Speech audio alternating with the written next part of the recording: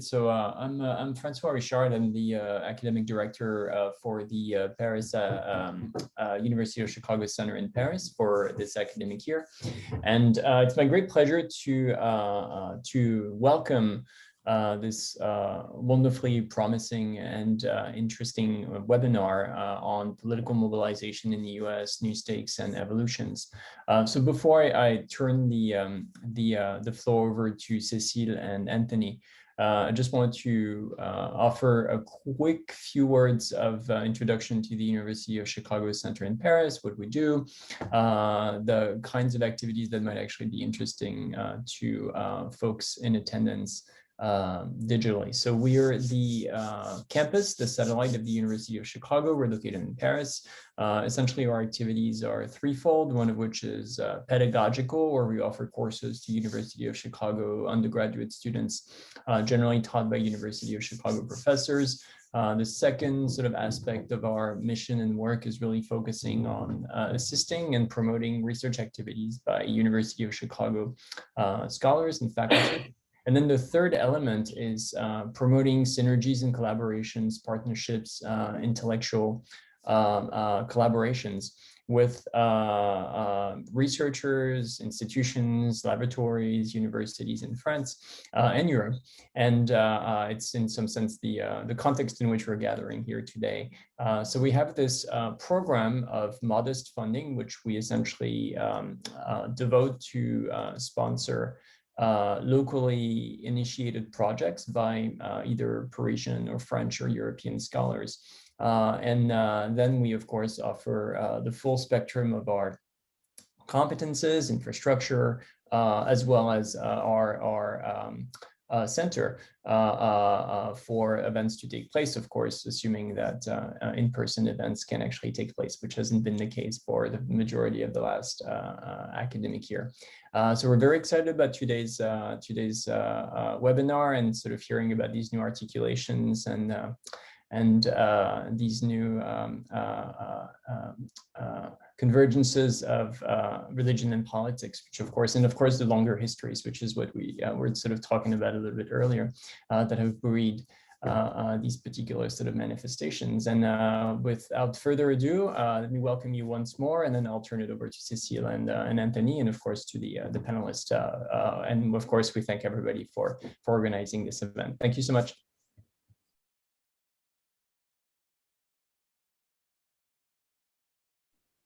Thank you, François. I'm switching briefly to French. Nous souhaiterions tout d'abord, Anthony et moi, remercier chaleureusement pour son accueil toute l'équipe de l'Université de Chicago à Paris, François Richard que nous venons d'entendre, Arnaud Coulombelle, Sébastien Grépeau et Marie Saakian. Je me présente, je suis Cécile Coquet-Mokoko, professeure de civilisation des États-Unis à l'Université de Versailles-Saint Quentin en région parisienne. Pour cette journée d'études, j'ai fait équipe avec mon collègue et ami Anthony Castet, qui est maître de conférences en civilisation des États-Unis à l'Université de Tours. Notre intérêt commun pour l'articulation entre le religieux, le politique et le droit constitutionnel aux États-Unis nous ont amenés à vous proposer aujourd'hui la réflexion suivante. Les dernières élections présidentielles ont démontré la forte capacité de mobilisation de blocs d'électeurs bien connus depuis le début des années 1980, tels que les chrétiens évangéliques, toujours fidèles au Parti républicain, mais aussi d'électeurs dont la volatilité est plus grande, sans oublier la portée de la mobilité démographique mesurée tous les 10 ans par le recensement. Alors que l'État fédéral continue de se désengager du contrôle des lois et des procédures électorales à la suite de l'arrêt Shelby County versus Holder de 2013, des initiatives sont prises dans ce domaine par des citoyens, comme en Floride avec l'amendement 4, destiné à réintégrer sur les listes électorales les anciens détenus, mais ces initiatives sont aussi prises par les gouverneurs, comme les législateurs de certains États, pour encadrer les procédures de vote ainsi que l'accès aux urnes. Dans ce contexte, le record de participation des élections de 2020 et la contestation violente du verdict des urnes le 6 janvier de cette année marquent un probable tournant pour la démocratie états-unienne.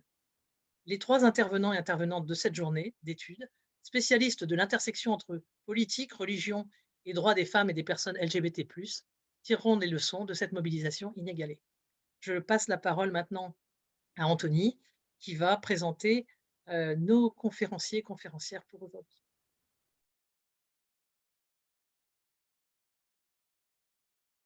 Good afternoon, everyone, and thank you, Cécile. Thank you for joining us. Anthony Castet, Associate Professor of North American Studies at Touro University. Cécile and I are very excited about this live webinar on political mobilization in the United States during the 2020 election cycle. I'd like to take the occasion to thank the University of Chicago Paris Center, Marisa Kion, who has worked very hard to make this event possible. I want to thank our three panelists and say how thrilled Cécile and I are to have you here this afternoon. Our panel will examine the reasons why political participation was critical for US democracy by using significant details about the 2020 presidential election and by drawing on the intersections between religion, politics, and women's rights. Our first guest is Mark McNaught, Université Rennes 2, Associate Professor of American Studies at Université de Rennes. His scholarly interests include religion in the United States, American law and politics. His contributions include book chapters and articles in international journals. He has also published La religion civile américaine, de Reagan à Obama, aux presses universitaires de Rennes. His talk is entitled American Civil Religion from Ronald Reagan to Donald Trump. Mark, the floor is yours.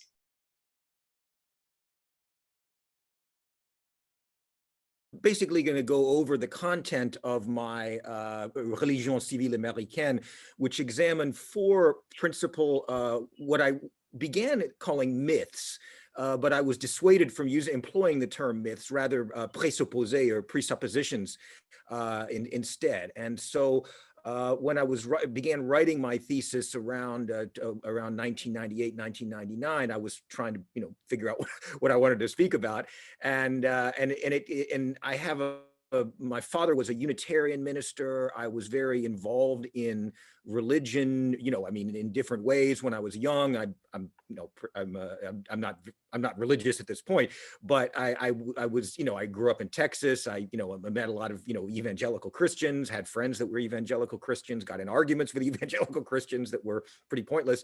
But it just taught me a lot about how, how people think, how religion inspires people, and also most fundamentally how I began to think about how being an American is in some sense a religion, and in that there are certain beliefs that you are, that are very, heavily encouraged, to say the least, and that if you don't believe in them, then you're not considered un-American or something of that nature.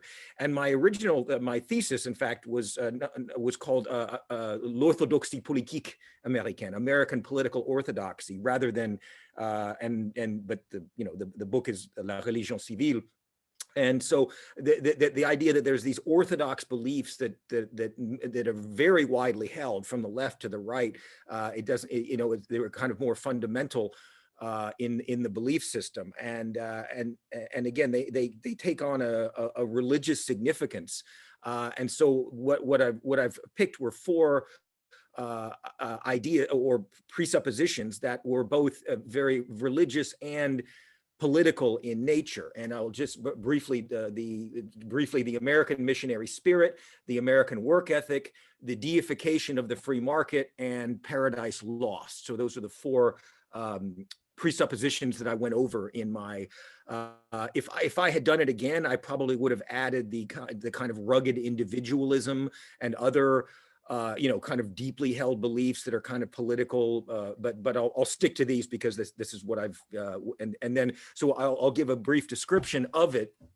them, and kind of their origins and their more recent manifestations in it, and then after that I'll go through each one of them individually to say where I think they are right now, because I think that given the current context of given the current political context, which is very, very different than when I started when I did this some 20 odd years ago, when I was working on it some 20 odd years ago.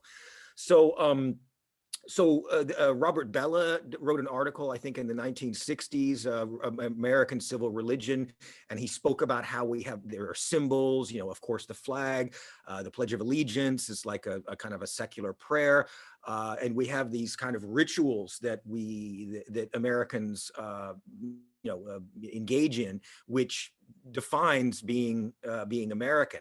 And I certainly that was an inspiration, but I took that a bit further in distinguishing these four political beliefs and trying to figure out where they came from, why they're so omnipresent in American political discourse, and then again evaluate their contemporary relevance and what they mean today. Because again, as I said, it's not the same as it was even 20 years ago.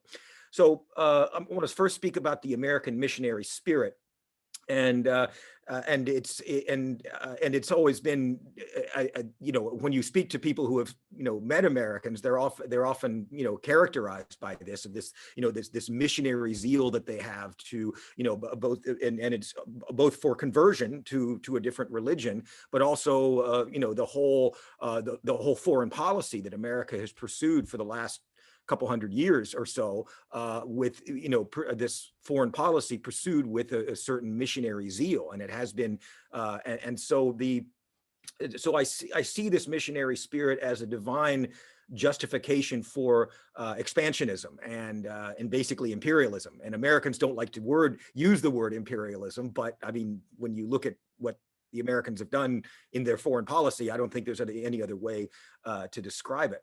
And so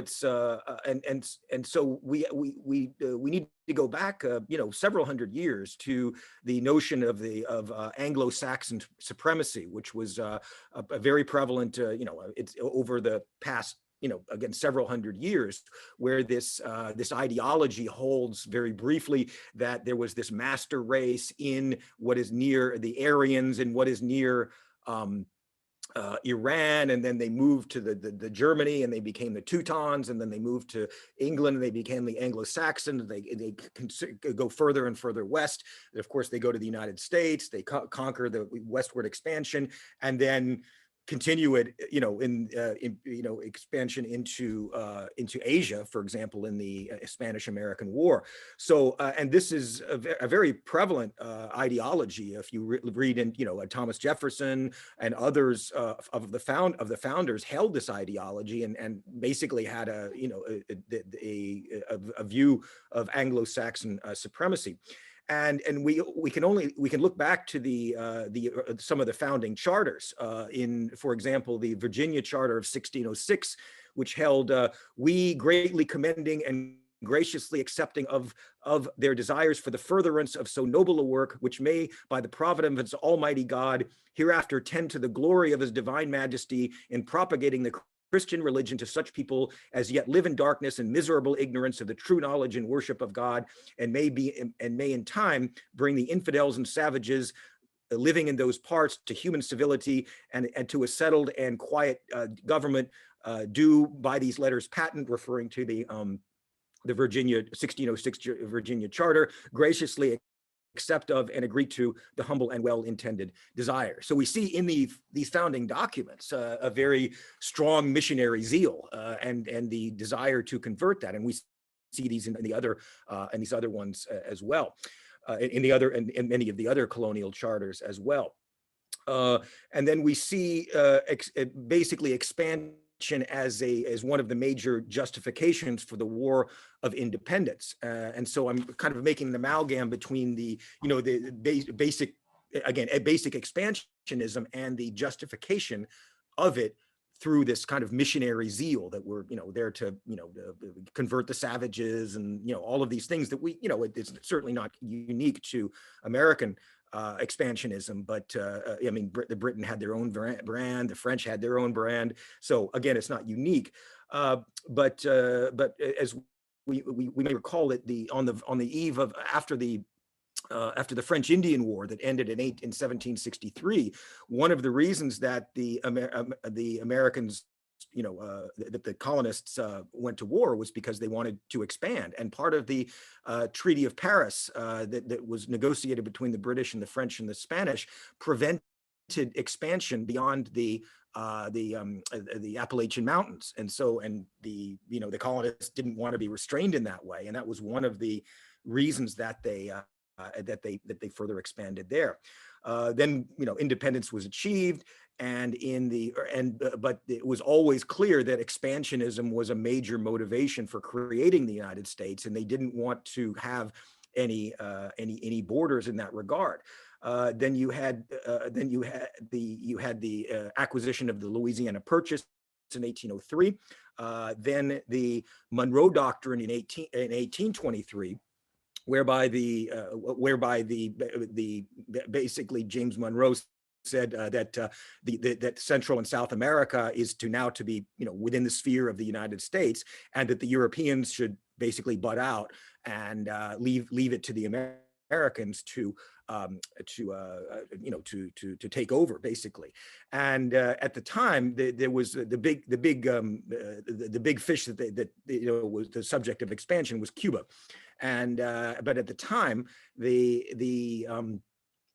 British were the big imperial force, and the United States was unable to get to acquire Cuba, and so but there was the idea that that there was a law of political gravity that like an apple falling from a tree, that the United States would eventually acquire Cuba. Then, of course, you had Manifest Destiny in 1840, coined in 1845. While the idea was came about before, it was coined in 1845 by O'Sullivan, who basically said that that God had given Americans the territory, and that they had this manifest destiny to overspread the continent, and so it gave a divine justification to as a part of this American mission of continued expansion. Then, of course, in zipping ahead to 1898, the Spanish-American War, where the United States, took over the Spanish colonies of the Philippines, Guam, Puerto Rico, and Cuba, and essentially they became U.S. colonies. And after that, the McKinley, reflecting on his experience in the Philippines, said he was trying to think of a justification for having invaded Cuba, the Philippines, and after which there was a bloody war that lasted, insurgencies that lasted for for like 15 or so years, that were where the Americans killed several hundred thousand Filipinos. I don't know the exact figure, but it was. But he said that there was nothing left for us to do but to take them all and to educate the Filipinos and uplift and civilize and Christianize them, and that by God's grace do every best we could by them as our fellow men for whom Christ also died. So basically, again, giving a divine justification for having taken over the imperial control of the Philippines. Then of course we had the throughout the we had the cold the Red Scares and the Cold War that held the Russians and the communism generally up as this enemy that had to be confronted, and that I remember when I grew up in the 1980s in Austin, Texas, that was it was very much the Soviets were evil and we were good, and they were godless and we were Christian, and kind of these Manichaean divides between the people, between us and them. And when you look back on it, it's really that the anti-communism justified all of the American intervention abroad, whether it had to do with communism or not, and often it didn't.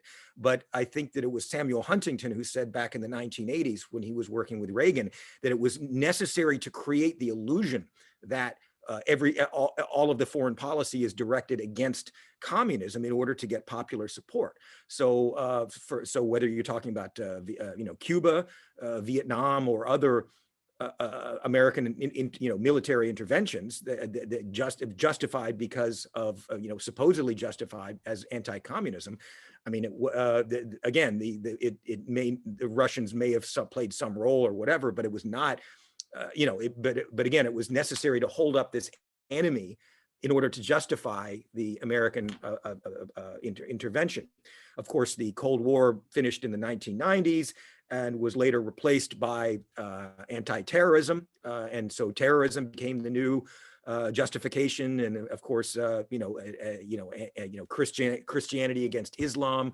So there became this very strong religious component to American internationalism as well. So that's my brief summary of the American missionary spirit. The American work ethic, which, as we all know, is very strong, and in my view, the work ethic that we're kind of brought up with as Americans is a way of justifying a very and often very exploitative labor system. I mean, if you go back certainly to the Gilded Age in the 19th century and even today, the conflict between management and labor has been violent and brutal over the years. And even today we see the anti-union tactics that are employed by Amazon and other companies that make it very difficult for your average workers to to get better wages because they're kept in a state of well, I'll get to that. But anyway, this is rooted in the Protestant work ethic and dealing with predestination and the doctrine of predestination, which held in colonial times up until the 19th century, basically held that it was predetermined before you were born. It was determined whether you had achieved salvation or not, and you couldn't know during your life whether you were saved or not. But if you were prosperous, if you worked hard, all of these things, it indicated it was more likely that you had achieved salvation than before. And so this was and this also, like other religious beliefs and religions, had the function of justifying the social hierarchy. And so you're rich because you're wealthy and because you've been saved, and then if you're poor, then you're not saved. And so. This doctrine of predestination was very prevalent, particularly in the colonial times and up until the Second Great Awakening. But a major shift in the Second Great Awakening was away from this doctrine of predestination, where people were either saved or not, and they couldn't do anything about it. And the new doctrine, which held that if you could be saved by your own efforts, if you believed in Christ and you did everything well and you walked the straight and narrow, that you too could be saved and you could achieve your salvation by your individual efforts, and it's not predetermined by that. And so that was a major shift in the theology that led to the creation of many of the religions we see during the early 1800s, including the Mormons, the Seventh-day Adventists, and others. And so this led to somewhat of a kind of a shift in the Protestant work ethic from into a more secular form, where it wasn't so much it wasn't based on predestination, but it became more secularized, and it became salvation through belief and practice, but the work ethic itself remained very strong. And you can think of the westward expansion, the need for people to do pretty backbreaking labor in order to survive, as the expansion went on to the west. But we also see, certainly in the Gilded Age, the kind of glorification of the rich and the increased demonization of the poor. And so we see people like the Carnegie or Andrew Carnegie or Cornelius Vanderbilt or others becoming these almost demigods, and worshipped in a certain way, and then again a demonization of the poor at the same time. Also, certainly after the First World War and the Red Scare the big Red Scare that came under Woodrow Wilson, which after so many people came back from, had just gone through the First World War, wanted to like resume a normal life and, perhaps organize and work to better their status. There was a great effort to demonize the unions and collective organization, and correspondingly there was a lot of efforts by the public relations industry, especially starting in the 20s and 30s, which sought to make people think much more individually rather than collectively. And this was in part an effort to reduce, a labor organization so that, and to break unions and to make sure that, and of course, anybody who was forming a union would be called a communist and then blacklisted. And, so there were, the very concerted efforts against that. But fundamentally, it's the effort of the desire of workers to organize has been, out of a collective sense of well-being and wanting to organize. But the way that the Americans have been indoctrinated over the years has led to basically empathy and collective action kind of like bad things. I mean, if you made it into something that's undesirable and even communist. So we see competition becoming the supreme value rather than collective action. So within labor, competition and individualism rather than collaboration and collectivism become the supreme values. And so workers, rather than cooperating on things, are competing with each other, and that makes it more how hard you work becomes a matter of survival. And so, but we've also, been raised to believe in the American dream, the idea that, if you work hard, play by the rules, that anybody can succeed. And maybe that and I'll give further commentary on that when I speak about the current status of these beliefs.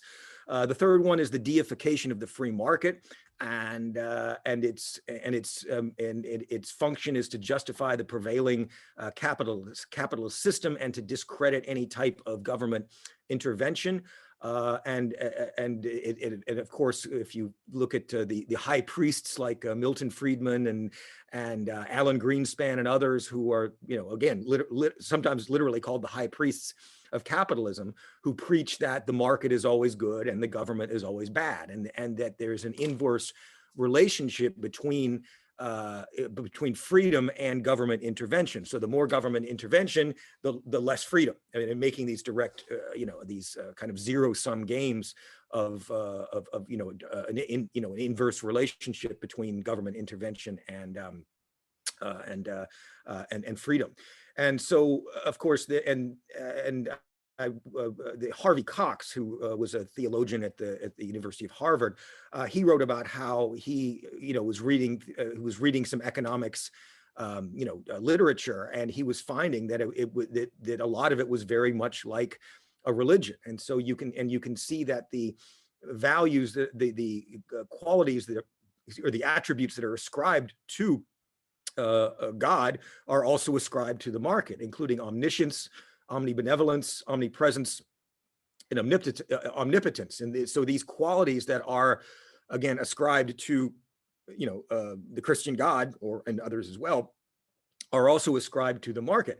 So the idea that the market is omniscient, it can predict things, it can and things are created by, new products, new markets are created by the market, that it's omniscient, that it's omnibenevolent, that it only serves a benevolent purpose within society, omnipresence, that it's everywhere, and omnipotence. Look at this wonderful computer that I'm speaking on.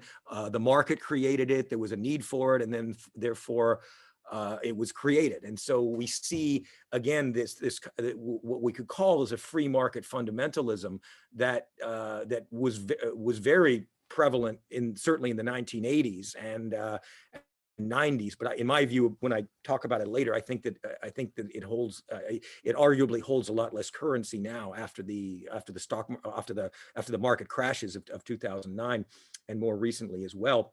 But this, it can be seen as kind of the kind of the Keynesian vision of government intervention in the market, rather as opposed to the supply side.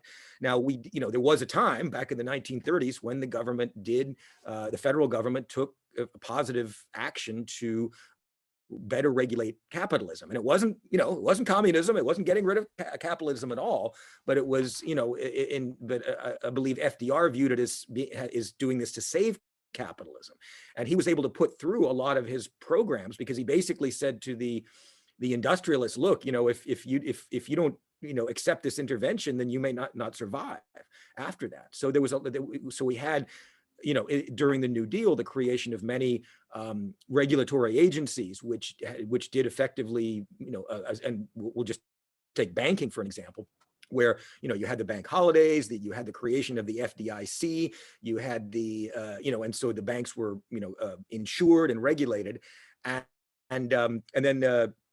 that worked very effectively for many years. I'm going to limit it just to banking because obviously I could go in a lot of different directions. And then you had the continuation of many of these policies even through Republican presidents. Dwight Eisenhower, he started building he helped create the interstate highway system. Of course, under Kennedy and Johnson, you had the Great Society and the anti-poverty programs that were created. Medicare and Medicaid, and even Nixon, who in the early 70s, I believe, created the EPA, the Environmental Protection Agency.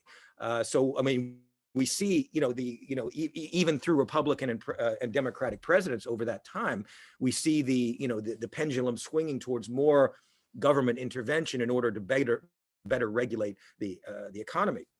But then certainly since 1980, you've had the denigration of government intervention. When Reagan was classic, he said that get the government off our backs. The scariest words you can hear are the government's here and I'm here to help you. The government's not the solution, it's the problem. All of these things just discredited the role of the government at all. And so in beginning the kind of supply side neoliberal swing back from the Great Society and justified largely under this free market ideology that we just need to get taxes out, lower taxes, lower regulations, and that will spur the economy so much that the tax revenue will actually increase because the economy is going so gangbusters because of these tax breaks and regulatory breaks as well. So we had that swinging the other way. And like with the Republican presidents with the New Deal programs, the Democrats also went along with this neoliberal tendency, and certainly under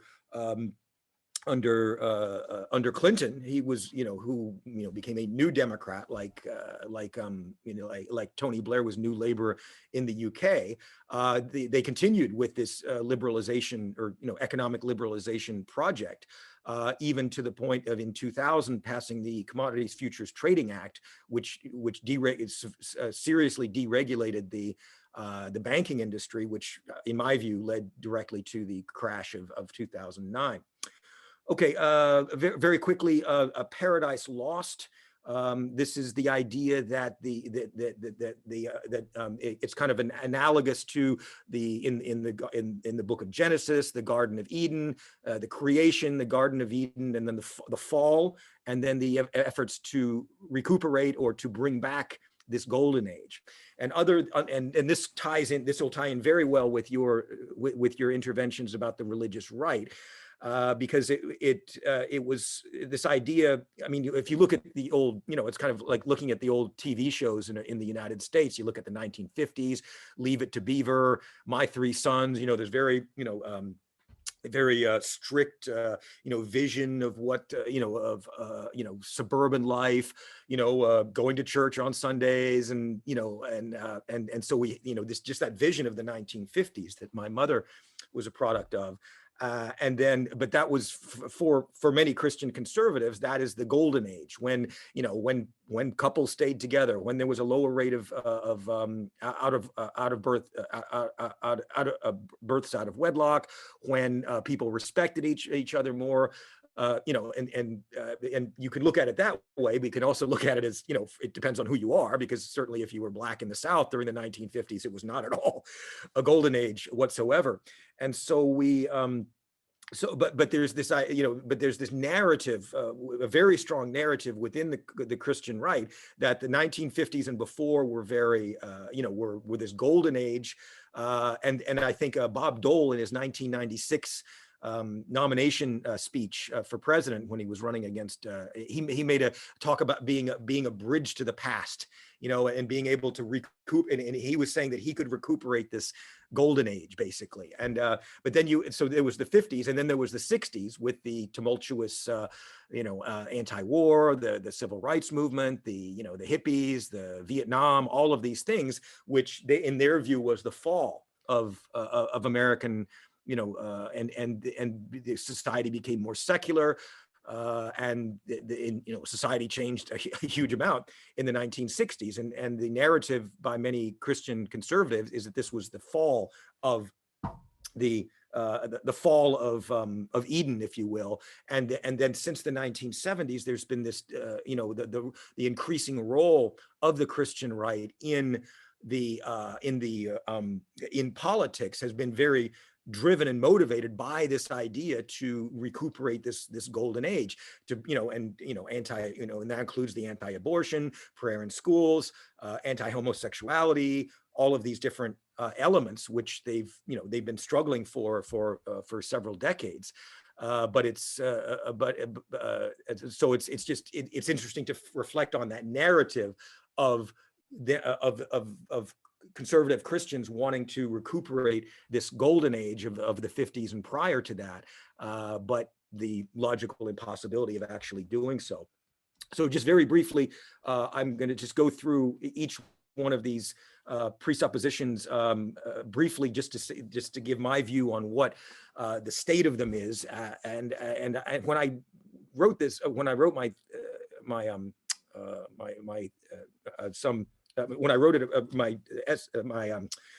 thesis some 20 years ago, I really thought that these beliefs were really enduring, in the sense that and they may well be, but they're so deeply rooted in in American political thought, in American political discourse. And in the book, I go through the different speeches, the acceptance speeches of the different candidates in the ensuing elections since 1980, and to see to what degree these ideas are present, and we find they are very present. But I think that but I think that certainly in this modern era, after what I'm going to speak about, is I haven't measured this. I haven't hired a polling agency to find this out. It's just kind of my intuition. But I think that a lot of them are very likely less held than they may have been, say, 15 or 20 years ago. Now, regarding the missionary spirit, of course, when I was growing up, and over time, we had the American military intervention in all its forms was based on the Cold War. Was that whatever we do, we're fighting the communists. Then once communism went away in the late 90s, then it became terrorism. But I think that arguably with the second Iraq War in particular, under George W. Bush, they certainly found to have not had weapons of mass destruction. And it was pretty obvious that it wasn't fighting terrorism was not the primary motivation for the war in Iraq. I mean, it was basically imperialism. They wanted the oil. I mean, it's pretty clear. So I think that anybody that looks at it objectively and thinks, well, do we have an divinely ordained mission to go and take the oil in Iraq? And I think a lot of people would would not see it that way anymore. Whereas before, whereas in the 90s, or in the 80s and before, these kind of, again, Vietnam was based on anti-communism. Cuba was based on anti-communism, and so many other things were as well. But there isn't but terrorism, I don't think is endured that well as a kind of an omnipresent bogeyman. And I think that a lot of people now would say, well, why are we spending all this money on wars abroad? There's so much to do in the United States to rebuild the infrastructure, to invest in so much that needs to be invested in. So I haven't done any empirical work on this, but these are just kind of my intuitions. With regard to the American work ethic, certainly the idea that the kind of the American dream, that through hard work you can succeed, and you just it's just a question of hard work and playing by the rules. I think that the recent certainly over the past decade, since the 2009 crash, that people have been really dispelled of that notion, and it's been pretty increasingly evident that working hard is not enough. I mean, if it was, then people because the people who work the hardest are the poor, struggling to survive. So it's obviously not a question of working just working hard. And I think that and I think that's become increasingly obvious to more and more people as more and more of the middle class becomes loses their jobs or becomes destitute. I think it's again increasingly clear to a lot of people that it's not simply a function of how hard you work as to whether you succeed. There's obviously a lot of other variables, and given the current there's the shriveling of the middle class, the rise of predatory capitalism to where people are put further and further into debt. It's more difficult to get out of bankruptcy. People are, you have people that are, who don't have a job, who are literally hundreds of thousands of dollars in debt. I mean, it's absolutely unsustainable. They'd have to have several lifetimes at least to pay it off, even,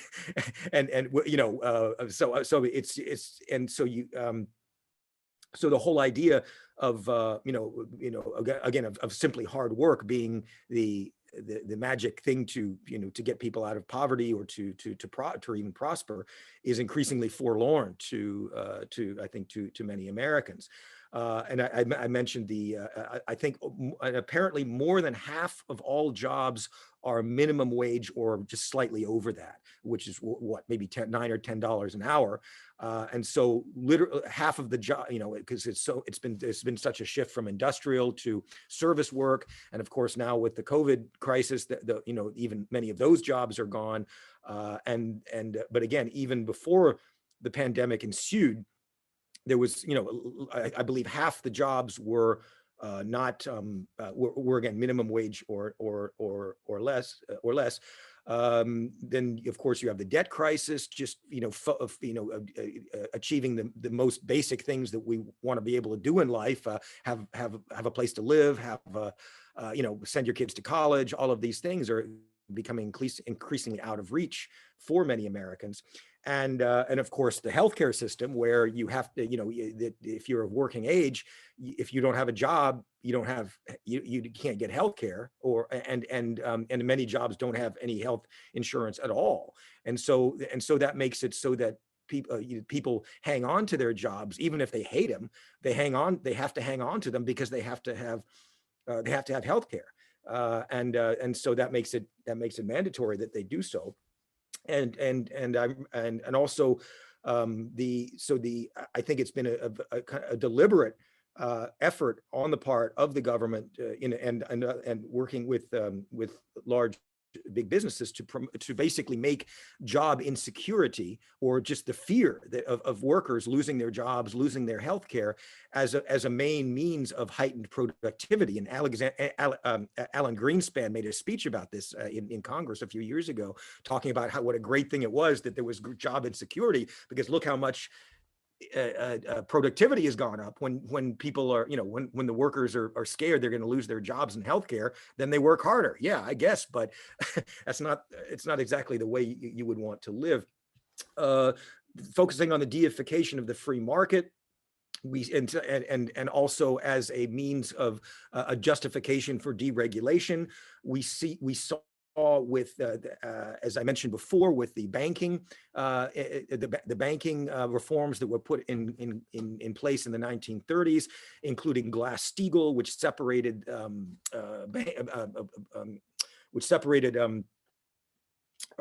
commercial banking from investment banking, and then this was removed in the Commodities Futures Trading Act of 2000, which basically allowed the creation investment bankers to create very risky financial products that they could make huge amounts of money on through predatory lending, et cetera, and then be guaranteed by the federal government that they would bail them out, as we saw in 2009. So we see these efforts at deregulation leading to catastrophe, and people can see that. And I think that anybody that has experienced losing their home or being foreclosed upon, all of these things, I really don't, I have the impression that they would have this, wonderful faith in the free market that'll somehow come to save them. Finally, with regard to Paradise Lost, during this, certainly in the 80s and 90s, the Christian conservatives played a much more overt role in the political process, and certainly through the moral majority under Jerry Falwell, the Christian Coalition under Pat Robertson, and got some people elected and were very prominent. I think that in my view, they've gone since, and I think the gay marriage has been kind of the solvent of the Christian conservatives, at least at a prominent national level. And certainly after the Windsor case in 2013, which legalized gay marriage throughout the U.S., I think that we've seen again a kind of a retreat from the of religious conservatives from the national level, but a much more intense efforts at the state and local levels. And we see that, for example, with regard to the role of ALEC, the American Legislative Exchange Council, and which has been very active in working with Christian conservative groups and others to basically, for example, again, I could give lots of other examples, but to outlaw abortion clinics especially in many of the southern states, through these bizarre laws where they say, well, abortion clinic has to have a closet that's this size and a sink that's this size, or basically making it so that they can't, the abortion clinics have to close. And so and there are many states, I think Arkansas has one abortion clinic or something like that. Again, I haven't looked at the most recent statistics, but so in my view, after the Windsor case, the Christian conservatives became much less prominent at a national level, but they play a much more role at a state level. Okay. So that concludes what I wanted to say. I think that the whole idea of Paradise Lost will lead into your interventions on a more on a more contemporary basis. But I just wanted to point out the kind of intersection between religion and politics, which not only involves the role of religiously motivated actors in the political sphere, but also how a lot of the political ideas are heavily based on religious ideas as well. So that concludes my remarks. Thank you, Mark. I guess that we'll have debates around some of the points that you raised and made, but right now I'm going to virtually give the microphone and the floor that goes with it to Marianne for her presentation.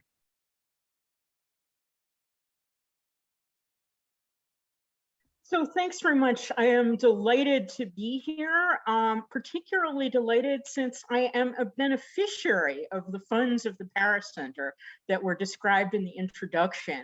And for a project very relevant to my talk today, I've been doing work from the top down, on the Vatican's worldwide effort to stop what it calls gender ideology.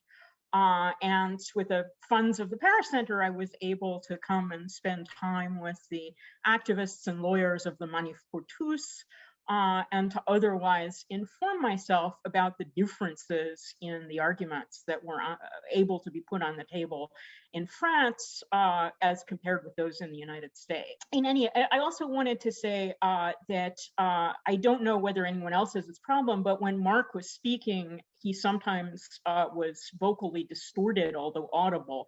If that happens to me, let me know, and I can try reconnecting on an iPhone. So the topic I was given is the mobilization of faith-based organizations for or against Trump's record and candidacy, freedom or justice. This is my assigned topic, and I will try to treat it not too freely and do it justice, let me say. But it is a huge topic, and I will in no way be able to cover it.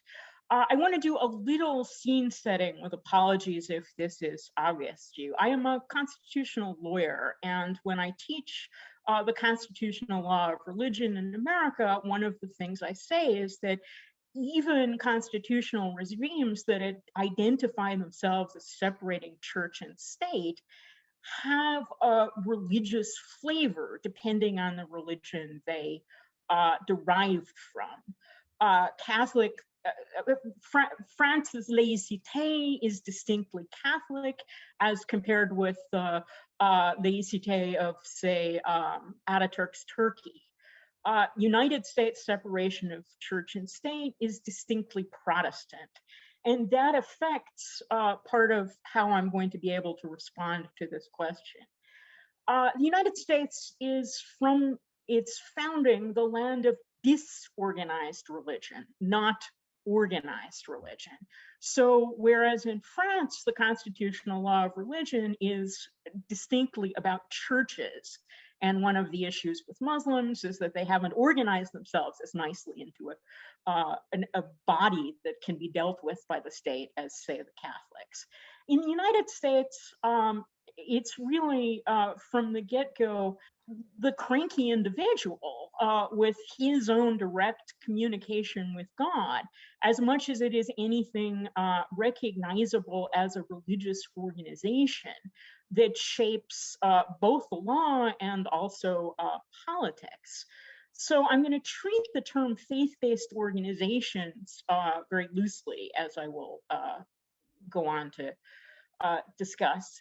I should also say that one other, I think, assumption that French people may make about United States commitment to separation of church and state is that some of the things that would shock the French would a fortiori shock the Americans. Like, for example, a representative standing up in the legislature holding up or quoting from a Bible. This happens in the United States all the time. And indeed, members of what are literally faith-based organizations also have held national office. The most recent example is from the political left. It's the recently elected senator from Georgia, the Reverend Senator Raphael Warnock, who remains, while a senator, literally the head of a faith-based organization, the Ebenezer Baptist Church, formerly the home base of Martin Luther King, who also used religion in his civil rights politics, quoted the Bible. There is that aspect of faith-based organizations, which means that I'm going to talk very little about religious organizations in the narrow sense. I will say that the landscape is also extraordinarily complicated. You've got not only the right and the left, but the denominations, Catholic, Protestant, and Jewish. You've got bureaucratized organizations and respectable organizations, and organizations that I can only call loony.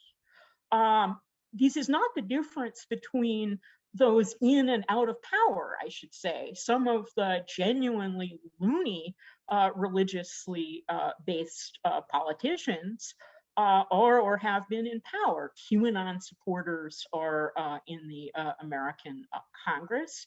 And Secretary of State Pompeo, raised a Catholic, now an evangelical Protestant, has some views that I would describe as loony. For example, one of the things that makes some kinds of religious conservatives, some fundamentalists and evangelicals difficult to deal with in politics in the United States is that things that ordinary, rational, secular people think of as unequivocally evils, war in the Middle East, let's say, or global warming leading to human extinction, some of these people think of as necessary stepping stones to the second coming of the Christ. War in the Middle East is Armageddon. So working out politics with these folks can be somewhat difficult.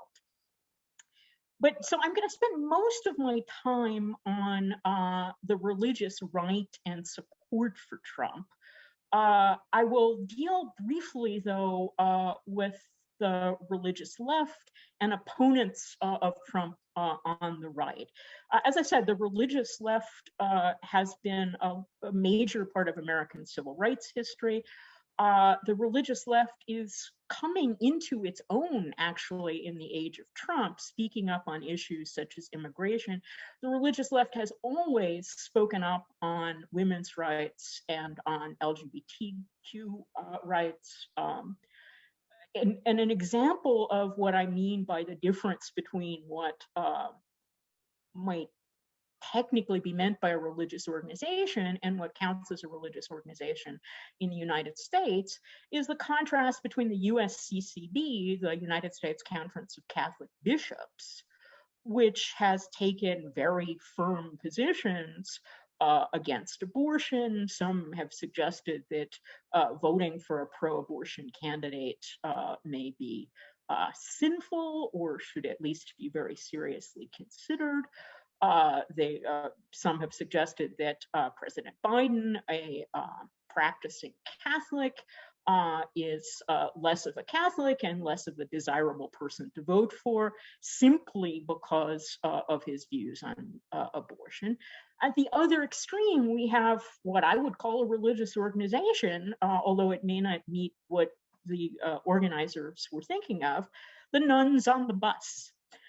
The Nuns on the Bus is an informal group of nuns headed by Sister Simone Campbell that actually, as far as I know, started campaigning during the Obama administration for the Affordable Care Act, including those portions of the Affordable Care Act later challenged before the Supreme Court as giving employers who provided insurance to their employees insufficient discretion to deny them contraception and abortion coverage if the employer had some opposition to contraception and abortion.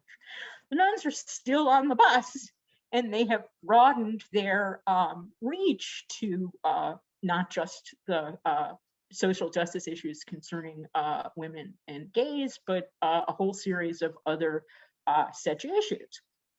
Now, I don't want to suggest that the only religious organizations and believers who oppose Trump are on the left. I think it's fair to say that all of them who are on the left do oppose Trump. But there are also on the right a series of what I would call principled religious conservatives. And a good example of them actually does belong to another religious organization in the technical sense, the Southern Baptist Convention. The Southern Baptists are extremely politically conservative. For example, in 1999, they, for the first time, put officially in their Doctrine and Covenants the proposition that it was a wife's duty graciously to submit to her husband's servant leadership.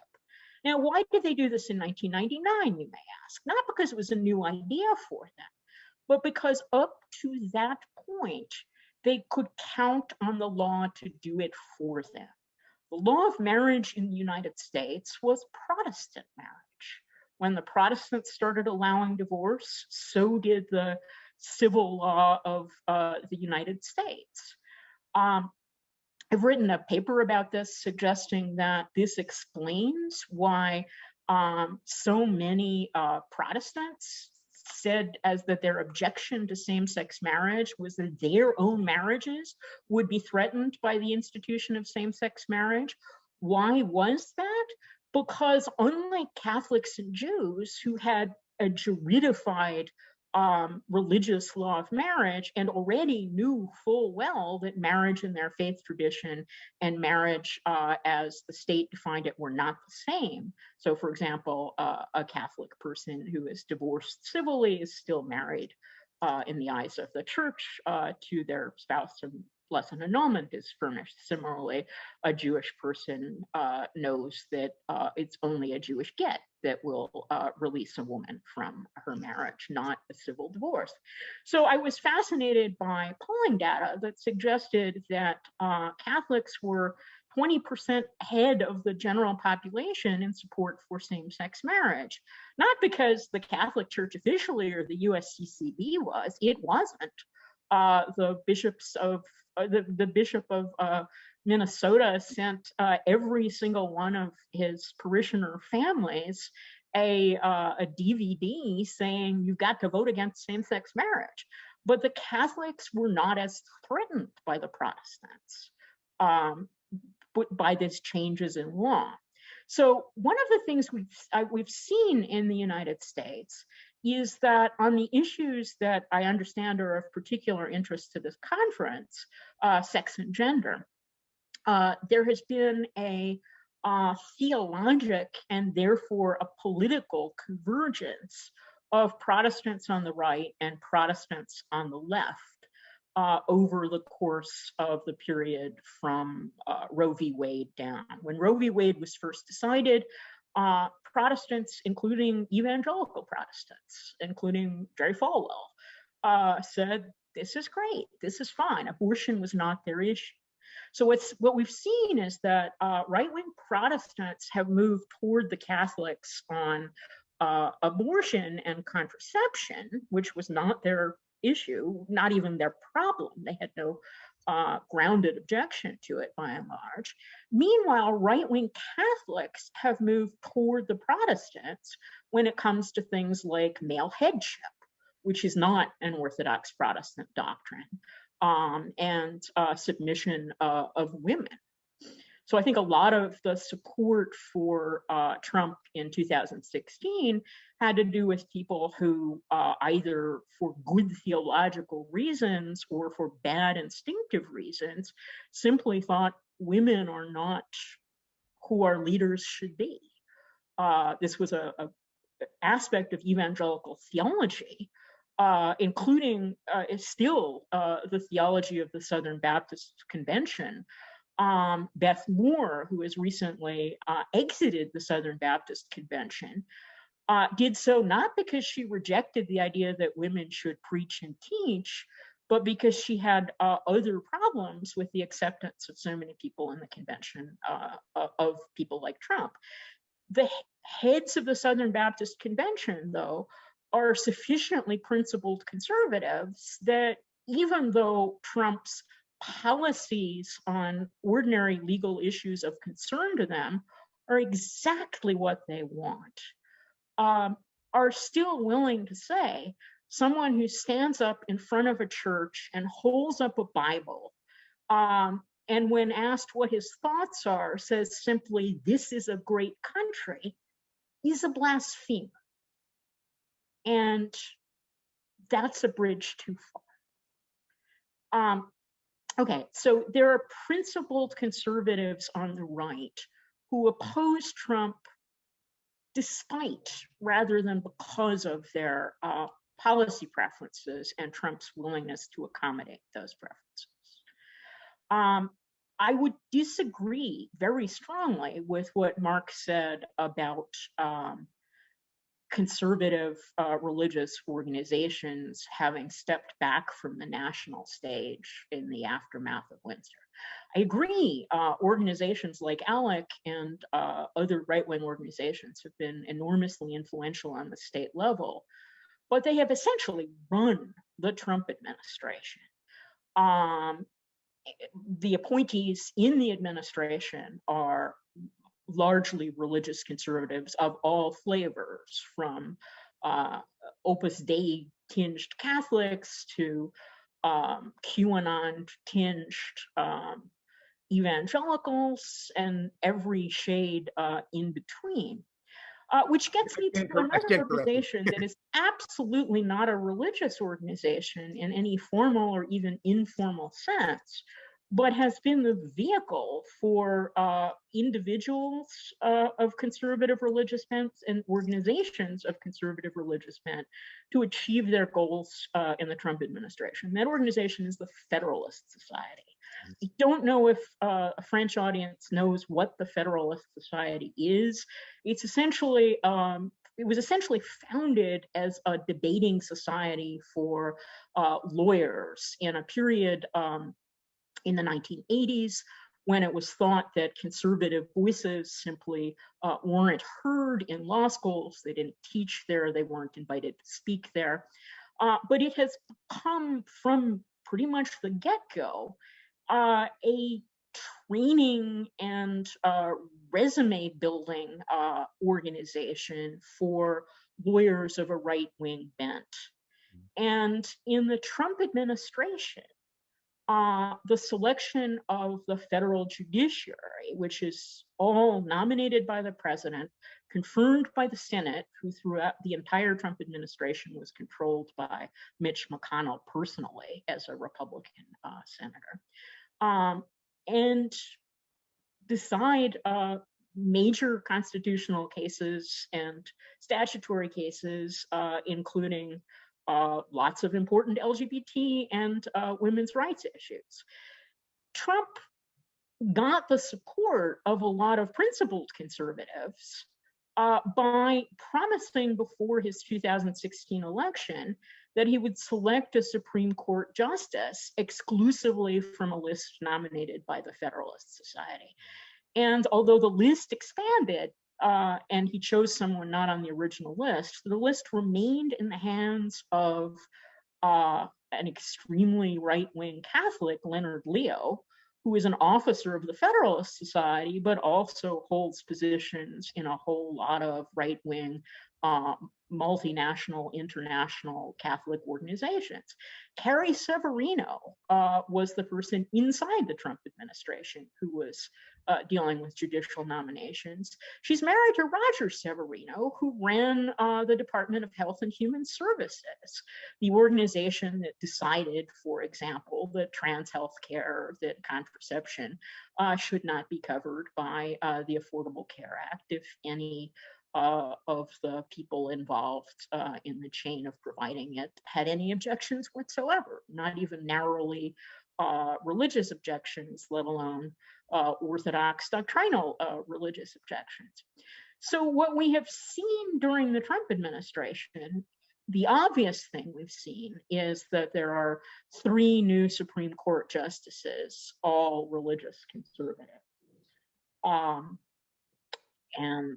But the thing that is less obvious, but is in some sense even scarier, is that many, many lower court judges have been nominated and appointed by.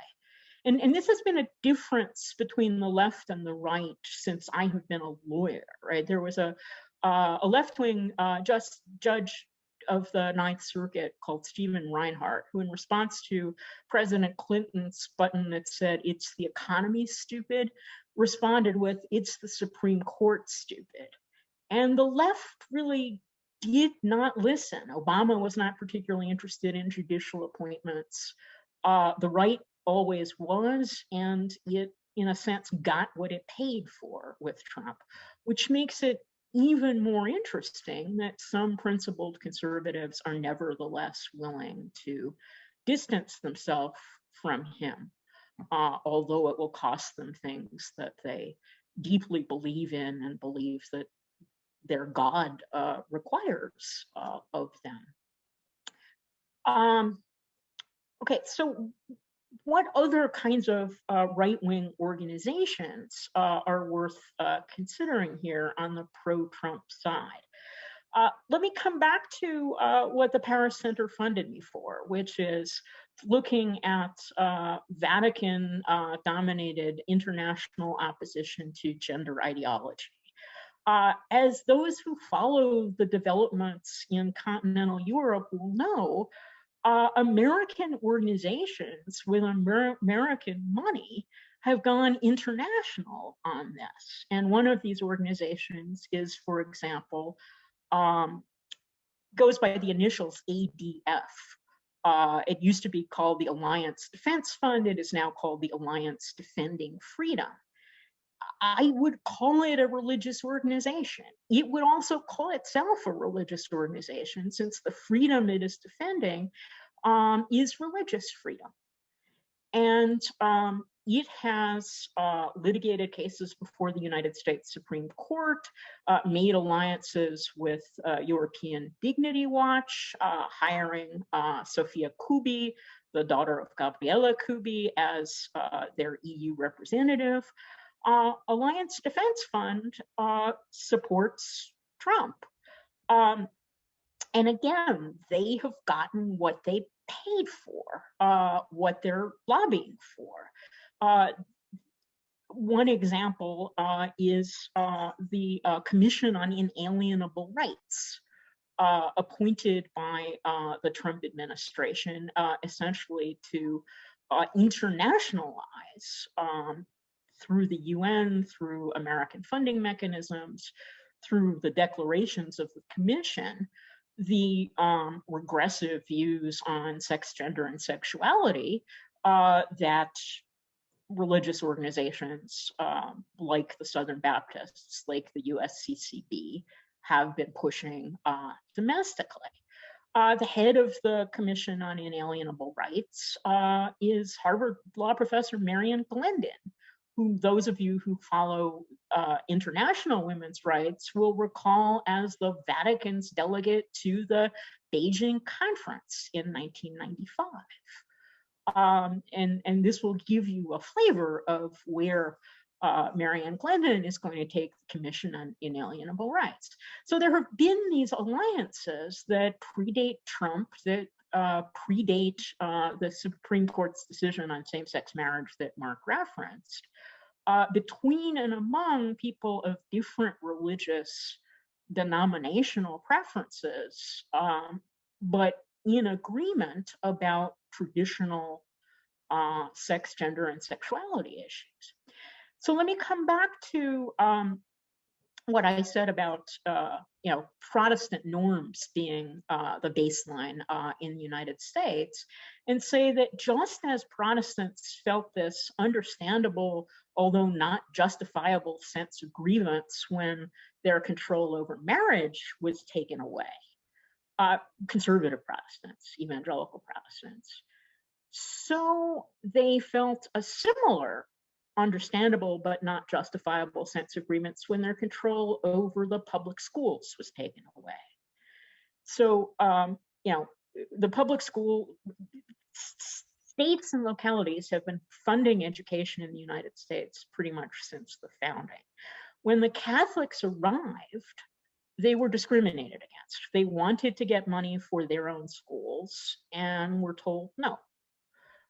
So they started their own parochial schools and became accustomed to a lack of state support, just as they became accustomed to a lack of state support for their rules on marriage, for example, no divorce.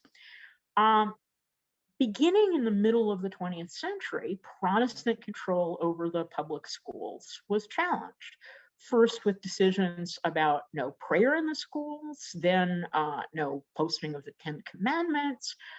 Finally, the public schools moved away from conservative Protestant issues, social issues, including sex, gender, and sexuality on the one hand, but also including things like the theory of evolution on the other. So Protestants have this as I say, understandable but not justifiable sense of grievance. And they have now joined with the Catholics, not only to restrict things like same-sex marriage, but also to promote funding for their private sectarian schools. What started the most conservative Protestants along the lines of separate schooling was actually not the elimination of prayer, but the elimination of racial segregation in the South. So so-called segregationist academies have been founded by one flavor of conservative Protestants. I don't want to suggest that every Protestant who would identify as conservative is also a segregationist or a racist. But this is the history of the development of these institutions. And we again see that Trump was delivering for these people. Betsy DeVos, from an evangelical family with a background in charter schooling, with a sympathy for homeschooling, all inflected by her conservative religious commitments, was the Secretary of Education, and she did her best to deliver. Turning back again to the Supreme Court, I recently did a panel for Columbia University on Catholics on the court. And what I said was that what is really interesting is that conservative Catholics and conservative Protestants, and some of the people on the Supreme Court are both, they were raised Catholic and have now become Protestant, or were raised Protestant and now become Catholic, are both extraordinarily angry. And what are they angry about? They both have this sense of grievance, but they're coming at this sense of grievance from opposite directions. Protestants are coming at the sense of grievance for the reasons I described. They had power, they had authority, and they lost it. Catholics are coming from the opposite direction. They are feeling the heritage of anti-Catholicism, both in the law and in politics. And those two senses of grievance are uniting to change the shape of the law from the Supreme Court on down. The final thing I will say is freedom and justice, freedom or justice. I probably mark myself as a person of the left with a limited imagination of the views of other people, but I would describe the current pro-Trump right wing as thinking freedom for me and justice for you, which means the following. I'm free to do whatever I think my God requires or desires of me without limitation. Whereas you, in justice and under law, should be doing also exactly what I think my God requires of you. Wow, that was sobering. Thank you very much for this also very thought-provoking talk, which we will address when the time for Q's and A's is up. I'm now giving the floor to Gayte-Lebrun, who is talking from the south of France. I am, but the weather is terrible actually today, but at least no lockdown for the foreseeable future.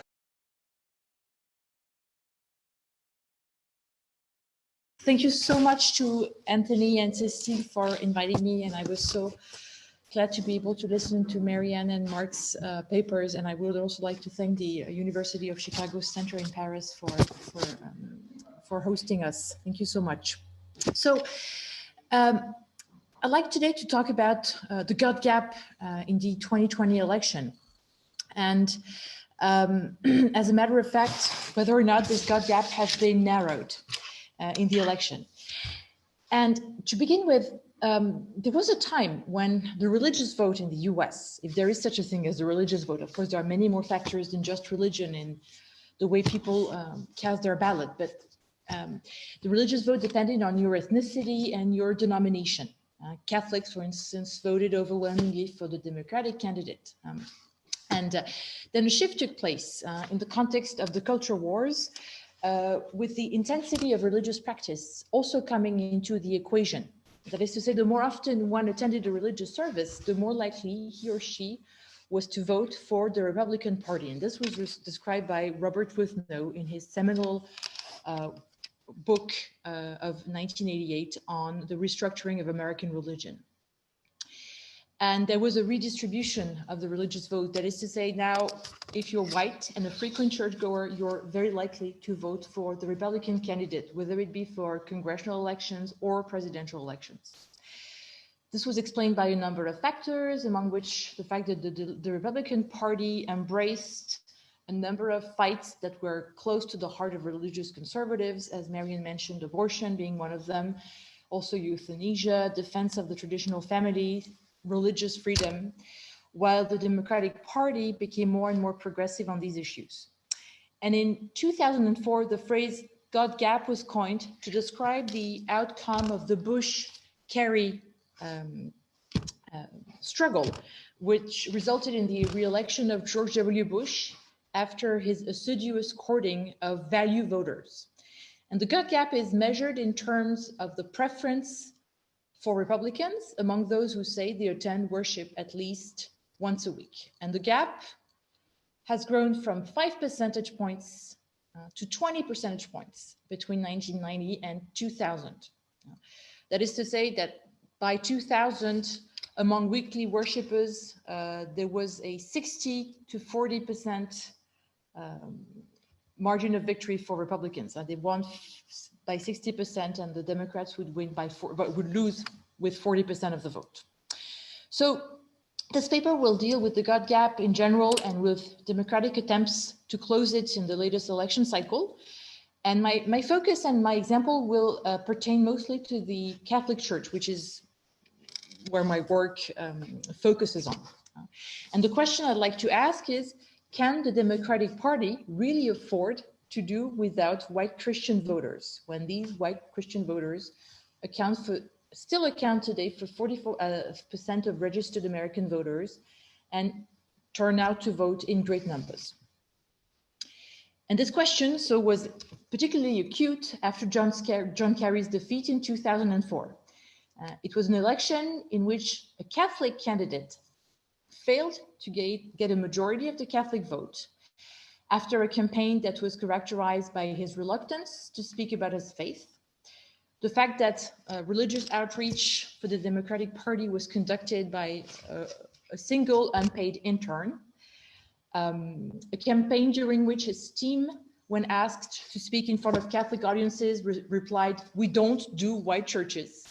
And a campaign which was also characterized by something which became known as wafer watch. That is to say, the media followed Kerry whenever he went to church to see whether or not he would be denied communion by the parish priest because of his pro-choice policies. And the campaign was also characterized by a very strong debate within the USCCB, and Cardinal Ratzinger, who was then head of the Congregation for the Doctrine of the Faith, had to step in. And the question, the answer to the question, can the Democratic Party really afford to do without white Christian voters? Well, the answer to that question in 2004 seems to have been no.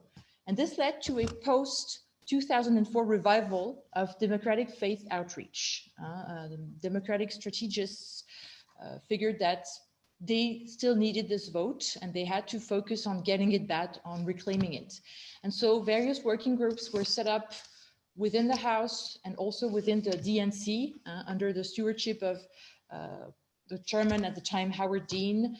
And so a lot of work was done to better engage with religious voters and to introduce religious rhetoric and ideas in the party's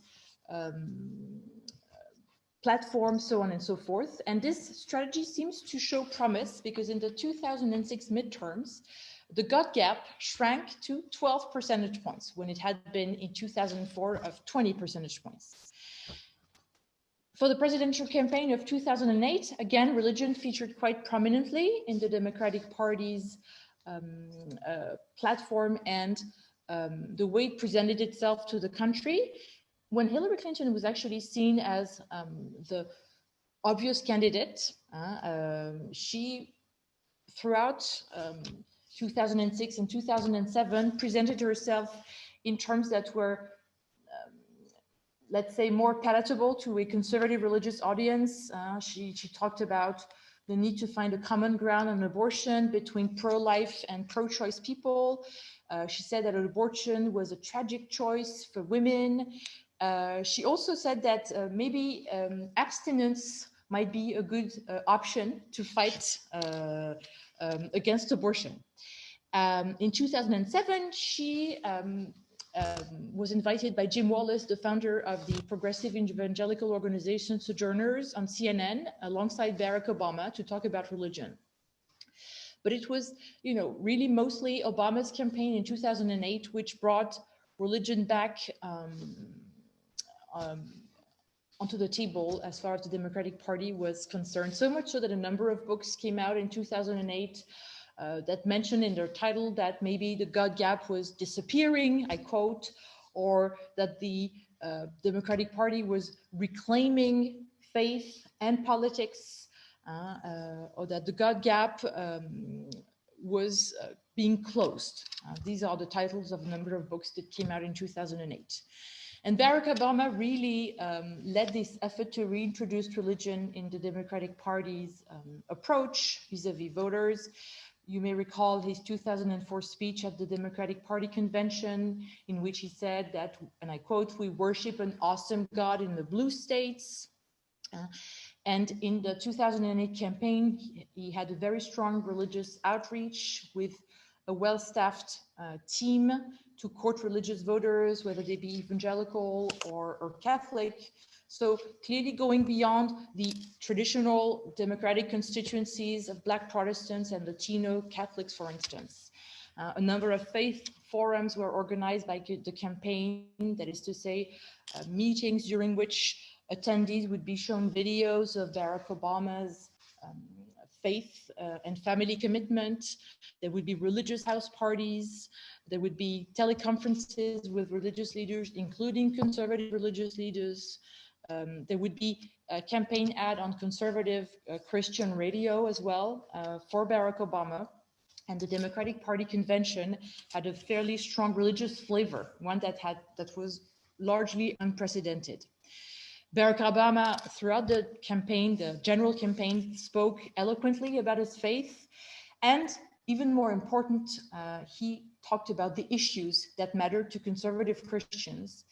He articulated a number of positions that were closer to the positions held by conservative Christians for abortion, for instance. He, of course, still while being pro-choice, he said that there was a need to reduce the number of abortions, that there was a moral dimension to abortion that was often ignored by people who were pro-choice. He also talked about the need, and this was something that was included into the party platform, to help women carry out their pregnancy to term by helping them while they were pregnant, but also after they had delivered the baby. And there was also the need to encourage adoption programs. Also, Barack Obama took a fairly strong stance against gay marriage. And at the Saddleback Forum, that is to say, it's a forum that was held at Rick Warren's Evangelical Saddleback Church in August of 2008, which was attended by both McCain and Obama. He said that marriage was something sacred, that God was in the mix. And the results of the 2008 elections seem to validate this strategy.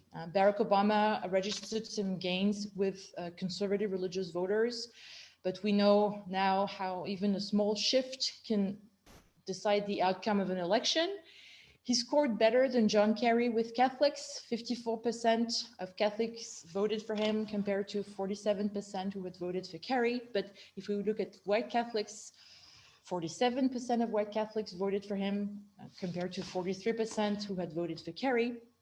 As far as white evangelicals were concerned, 24% of them voted for Obama, while 21% had voted for Kerry.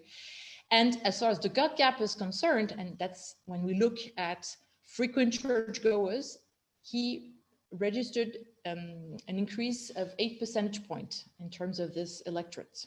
So it seemed that the God gap was being narrowed.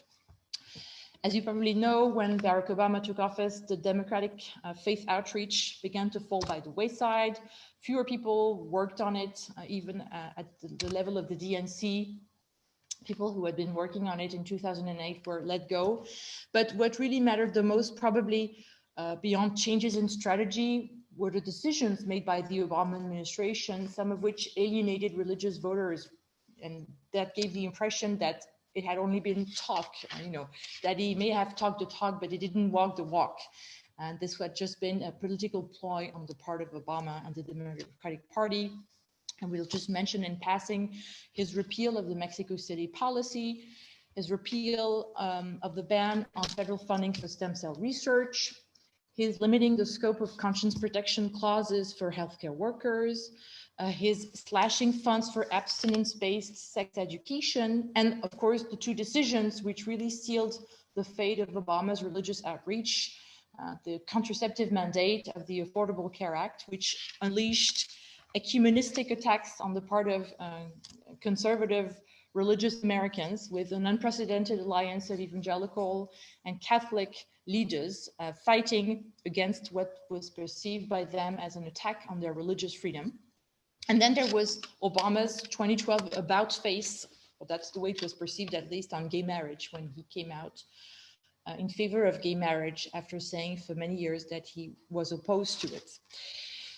And in 2012, it seems as though the Democratic Party and the Obama campaign had given up on conservative religious voters.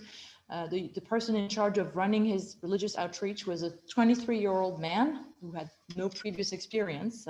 If we compare that to the team which had been put in place in 2008, it's a very stark contrast.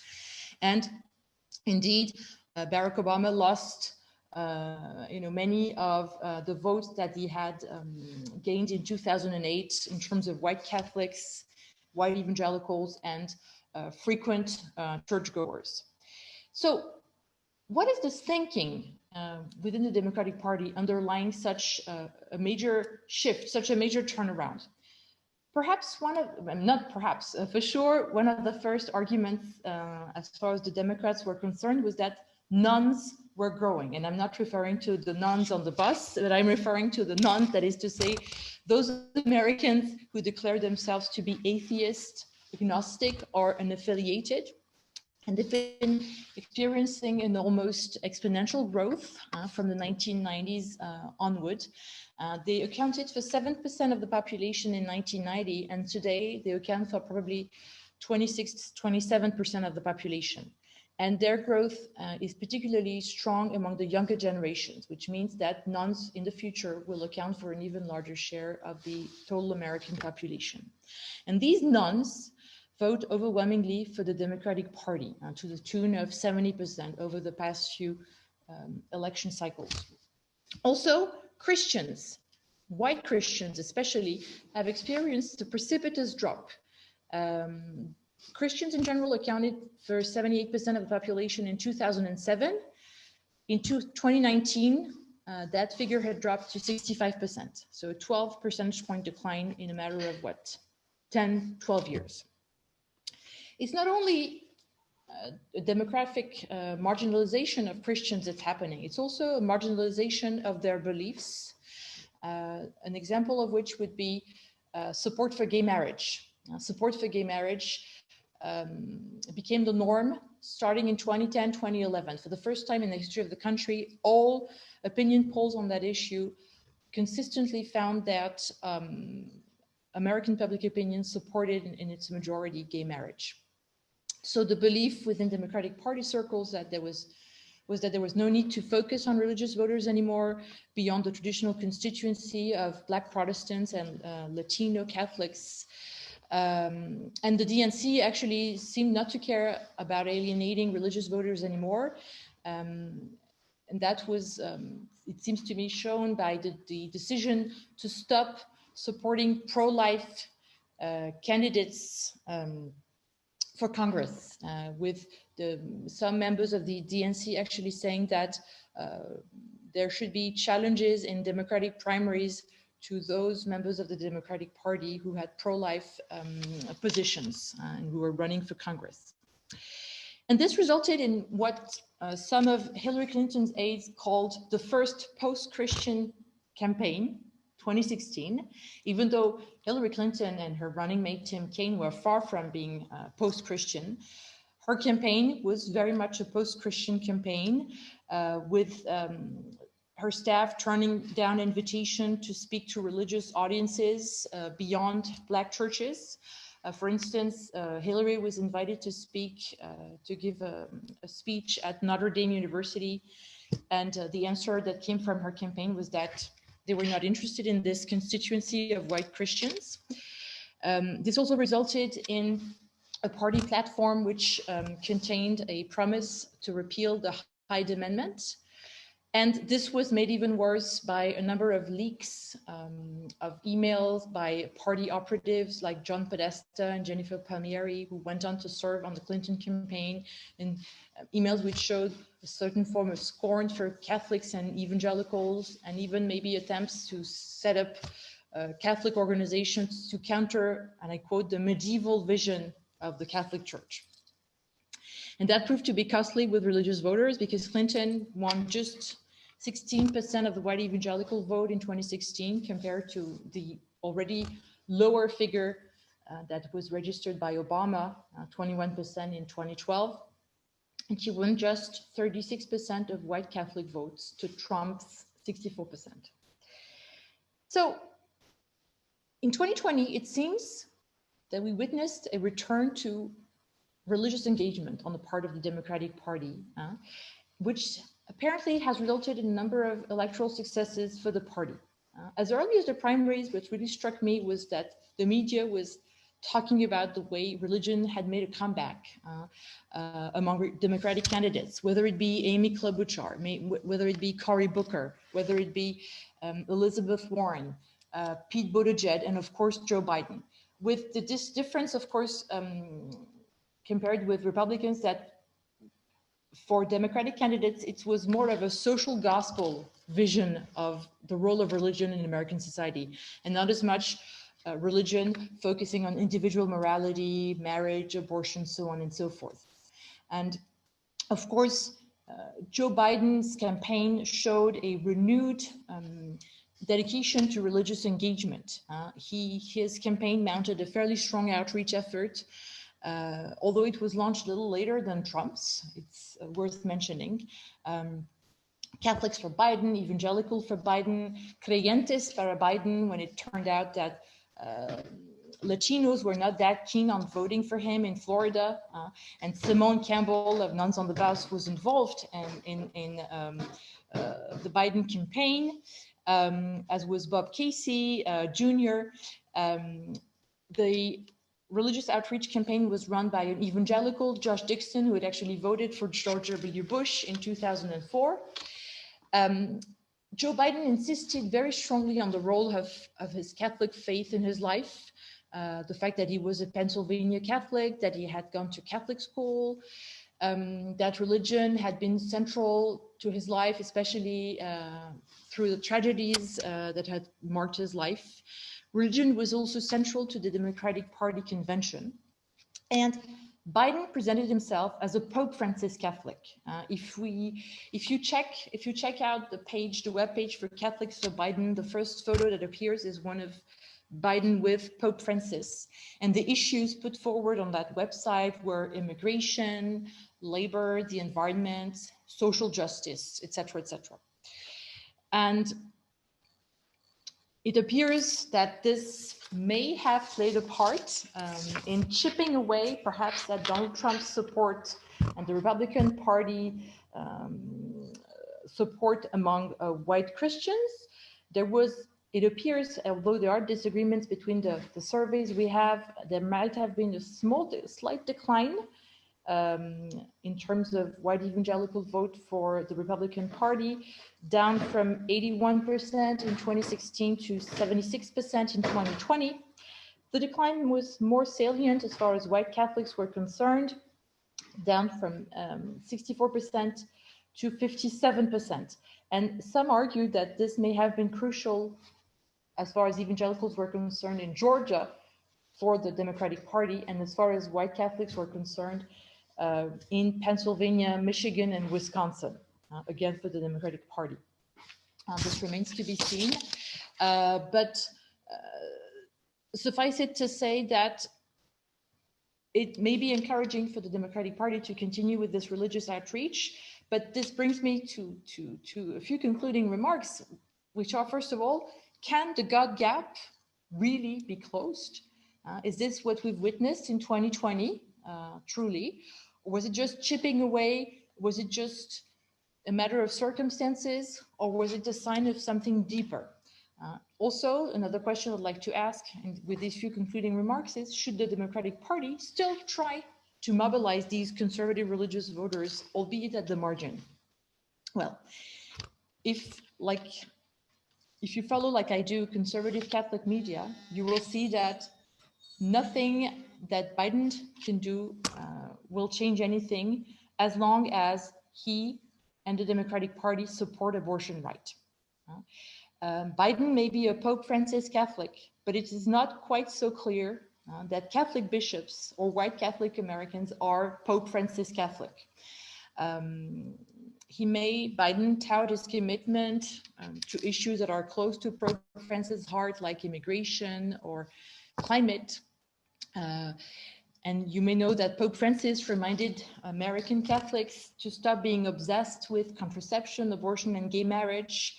But no matter what Pope Francis says, abortion and gay marriage, and especially abortion, remain the preeminent issue and the litmus test for Catholic politicians.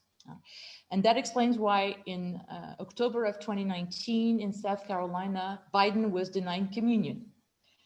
That explains why shortly after he announced the Democratic ticket and that the ticket would feature Kamala Harris, a Baptist, as his running mate, the Bishop of Rhode Island, Thomas Tobin, tweeted, "This is the first time in a while that the Democratic ticket hasn't had a Catholic on it. Sad," even though Biden was on the ticket, but Biden didn't qualify as a fully fledged Catholic because of his stance on abortion. This is also reflected with the setting up of a working group after Biden's election within the USCCB to reflect on the difficult situation of having a Catholic president who stands in opposition to important church teaching. And this is also reflected in the president of the USCCB, Jose Gomez's statement on Inauguration Day, which was very critical of President Biden because of his stances on abortion, gay marriage, so on and so forth. And this is something that Republicans have been using to their advantage. At the Republican Party convention, we have a former Notre Dame football coach, Lou Holt, saying that Biden was a Catholic in name only. Among the team Catholics for Trump, we have former Representative Tim Huelskamp saying that Biden was not a real Catholic, and the bishops had actually insisted on the preeminence of the abortion issue for voters, for Catholic voters. And actually, you know that Biden probably made their job easier by announcing a number of changes to his historical stances on abortion. You know that he flip-flopped on the Hyde Amendment. He also promised to rescind the Mexico City policy once elected. And when the Supreme Court ruled in favor of the Little Sisters of the Poor in context of their fight against the contraception mandate, he vowed to return the situation to the pre-Supreme Court ruling. And this was used by Republicans.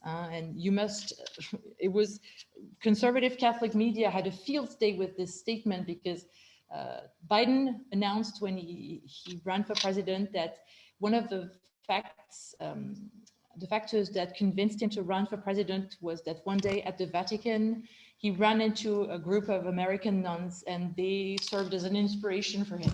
And so conservative Catholic media said, well, this is the man who said that he ran for president because of nuns, and now he's fighting these poor little sisters, fighting, this is so disgusting. And this is the kind of comment we saw in conservative Catholic media. So the chances of closing the God gap appear to be slim, despite the progress registered by Biden in 2020. First of all, Obama's success with religious voters, Biden's success with religious voters seem to be one-off events, or maybe two-off events, if I may be bold enough to kind of twist this metaphor. According to political scientists, James Guth, for instance, the coalitions that underpin each party may vary according to the economic context or the foreign policy context, but religious alliances are extremely stable, and they can only shift ever so slightly from one election to the next. So these slight shifts may have an impact on the outcome of the election, given the fact that elections are won in particular states by very, very narrow margins, but still. Also, another factor why it is little likely that the Democratic Party will be closing the God gap anytime soon is that many within the party are not convinced of the need to court religious voters. And this is something that's been observed by people like Mary Vanderslice and Michael Weir, who ran the religious outreach campaigns for John Kerry and Barack Obama. They witnessed very strong opposition from within Democratic ranks when they were trying to do religious outreach. There's a great deal of suspicion vis-a-vis religious outreach efforts.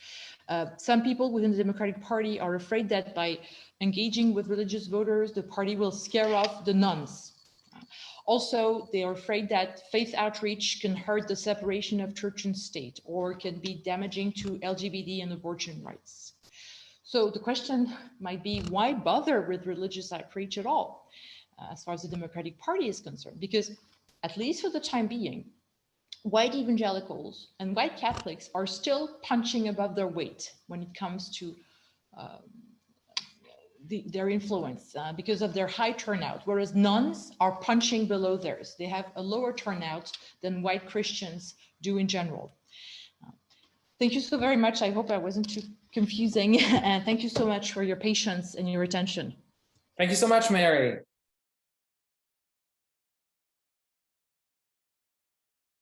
Where the question is, do religious organizations within their respective area, left or right, tend to collaborate for common goals, or would you rather describe them as fighting individually for their goals? Do they tend to join forces? If yes, when in recent history would you have observed occasions of joining forces, and what were the reasons and circumstances?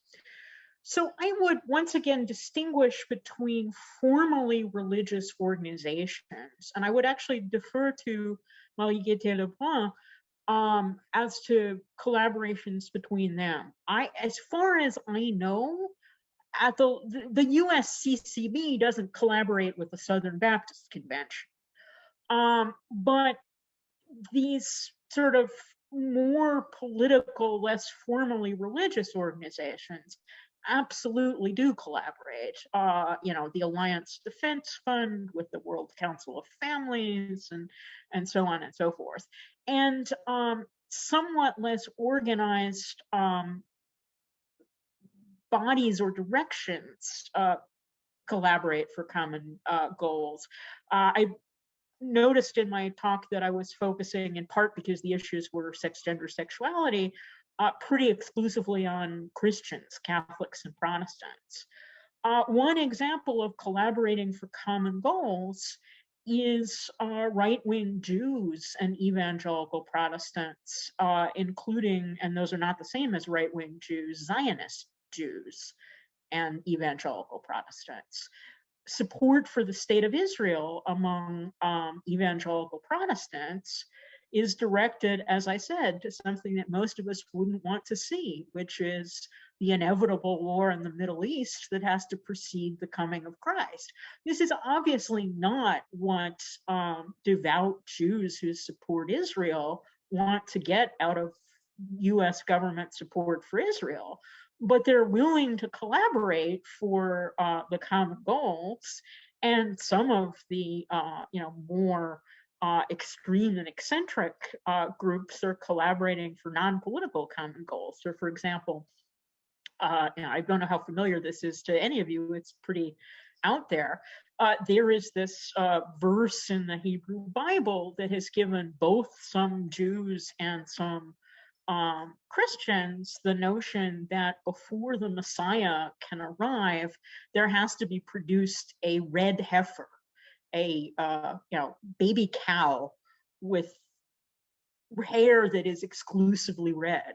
And there are cooperative breeding programs that Jews and Christians are investing in to produce a red heifer. I mean, again, this is a really fringe example, but there are these collaborations for common good by people who agree on the intermediate policy goal, but have very different ideas about what the long-range effect of those policies will be. But I've mentioned some examples of collaboration, including the collaboration about funding for religious and other private charter and home schools.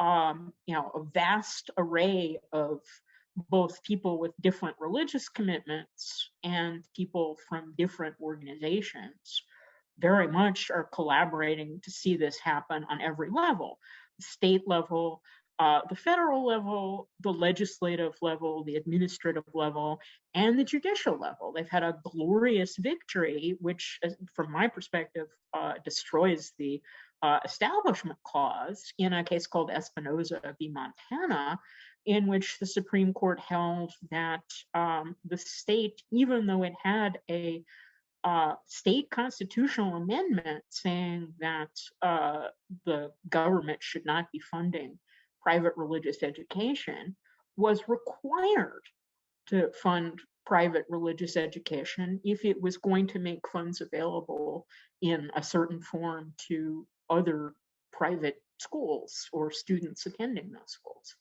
I don't want to go on too long, but those I think are, I hope that that's responsive to the question. I just have one quick comment, if you may. I was also thinking about this organization, this seminary called Auburn Seminary. I don't know if you're familiar with this seminary.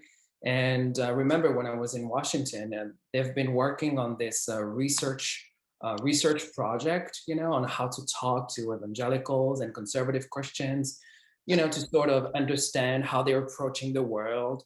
And it's really, multi-faith space, offering a number of different programs, including storytelling training, digital organizing. They just have this incredible list of senior fellows, and they decided, to work with people who don't necessarily agree with same-sex marriage, but who probably want to change their approach to these issues. And so the purpose of this program is, to get their voices out in the larger landscape. And it's not just for people, connected to denominations, in fact, but for people that are committed to a moral authority or a spiritual authority, I would say. So my initial reaction to that is, it sounds great, but it sounds stuck in the time period that most of Marie Gayte-Lebrun's talk was focused on. That is to say, the time of the Obama administration. And the really frightening thing, which I didn't speak much about because it is precisely not about religious organizations, is the extent to which both Protestants and Catholics who voted for Trump in 2020 did not do so because of his policies, but because of a visceral attachment to him, or because they were influenced by things like QAnon.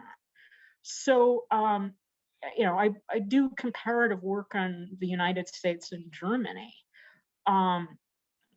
I can talk more about that when I talk about German approaches to abortion that have worked to reach Catholics that I have tried in vain for several decades to interest U.S. advocates in. But I was going to say something different about comparative approaches to Germany. The Republican convention this summer declined to adopt any platform other than that they supported Donald Trump.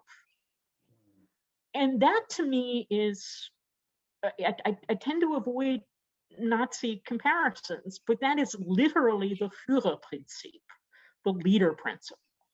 The Nazi Party in 1923, 10 years before Hitler became chancellor, adopted a similar platform at Adolf Hitler's insistence. He said, you know, either I get to decide what the party stands for or I'm out of here. And essentially Donald Trump did the same thing.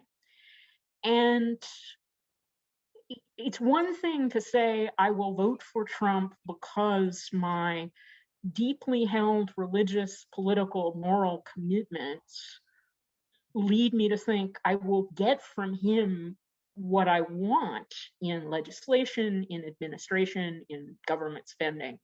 It's quite another to say, whatever he wants, I'm for.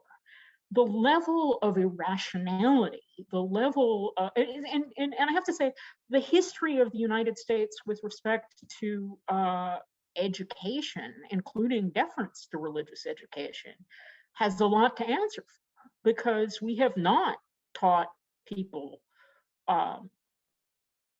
well facts, science, reasoning ability. And therefore, you know, if you can believe odd things about God and miracles, you can believe QAnon. If you can engage in scriptural exegesis, you can engage in the exegesis of QAnon tweets.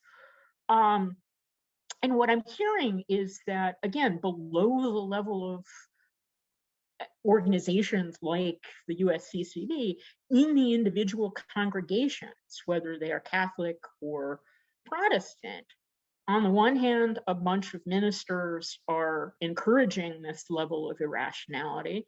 And on the other, a bunch of ministers are horrified by their congregations' susceptibility to this level of irrationality and are themselves feeling out of control of those congregations as they descend more and more into an irrationality that is not consistent with the tenets of any well-known faith. If I may, on the issue of collaboration between conservative religious groups, there was a declaration signed by a number of conservative leaders in 2009, the Manhattan Declaration, by Catholic bishops, evangelical leaders. It had actually been drafted by 2 evangelicals and a Catholic. This, to me, it kind of marks the beginning of this collaboration that the religious right had been calling for decades. You know, I think Pat Robertson was saying that yes, we're all in this together. We have Catholics in our organization, which wasn't true actually, and one has to wait until much later to see this emerging. This what I call an ecumenism of the trenches, which was born out of necessity and common concern with religious freedom and the threats, so-called threats coming from the Democrats. And an example of this collaboration, maybe that Marianne was mentioning, the Alliance Defending Freedom, and there's a Catholic counterpart, I don't know if you will agree with this, the Becket Fund, which is also a law firm which defends religious freedom cases. Yeah? The Becket Fund, I think, is within the realm of the reasonable. Yeah, you think so? The Alliance Defending Freedom, not so much. The Becket Fund really is committed to religious freedom. Yeah. Everybody's religious freedom. The Alliance Defending Freedom is not quite as far out as other groups like Liberty Council. But it's interested in, it is, the Becket Fund isn't Christian nationalist. Yeah, that's true. The Becket Fund will probably not take a case from a religious left doctor who wants to perform abortions because of his commitments, but will at least discuss that point of view without are. Roger Severino came from the Beckett with Fund. Respect, I didn't mean to interrupt. No, I'm sorry. But I just want to see if you agree with this. Your notion of sort of collaboration in the trenches, I think, is an interesting one, because I would say about the Manhattan Declaration that it is precisely about individuals from different faith traditions, not about organizations. So one form of collaboration in the trenches that I have in mind, because I've just written about a World War I memorial, is the collaboration of Allied armies who are each in their separate trenches fighting a common enemy, but here's the American army and here's the French army, and they may have communications and they may have common strategies, but they are fighting as armies. Whereas what I see in the trenches in the religious policy wars are individuals from diverse communities, absolutely, as you say, coming together for the first time, realizing that they have common goals, and overcoming their historical aversion to theological differences between them. But they are coming together in organizations that are multi-faith organizations, but not as organizations that are from a single faith. You're right, absolutely. The signatories of the Manhattan Declaration on the Catholic side were individual bishops, not the USCCB as an institution. And just to say that, for instance, the Hobby Lobby case was litigated by the Beckett Fund.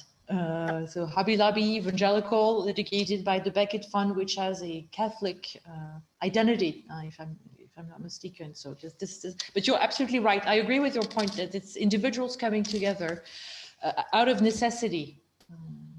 I did want to ask what, Mary, what you think is the role of increasingly secular voters within the Democratic Party, because I was, I follow very closely the election, and I watched, Bernie Sanders in particular, who was pretty much a secular Jew, was able to get, a very, very broad support. And in my opinion, if he had been allowed to actually, win based on votes, he would have won within the Democratic primary. But that speaks to, to the increasing role of secular voters within the Democratic Party, and that probably arguably outnumber it, but also the whole progressive wing, because there's there are so many. What Bernie Sanders advocated was there were so many people who support his programs. I mean, whether it's Medicare for all, $15 minimum wage, all these different things. Yet the opinions of these issues that have very broad popular support are not translated into actual policy. So a little vague on the question, but what do you think about the increasing role of secular liberals within the Democratic Party that was expressed most clearly through Bernie Sanders' campaign, but is still obviously an important component of the Democratic Party?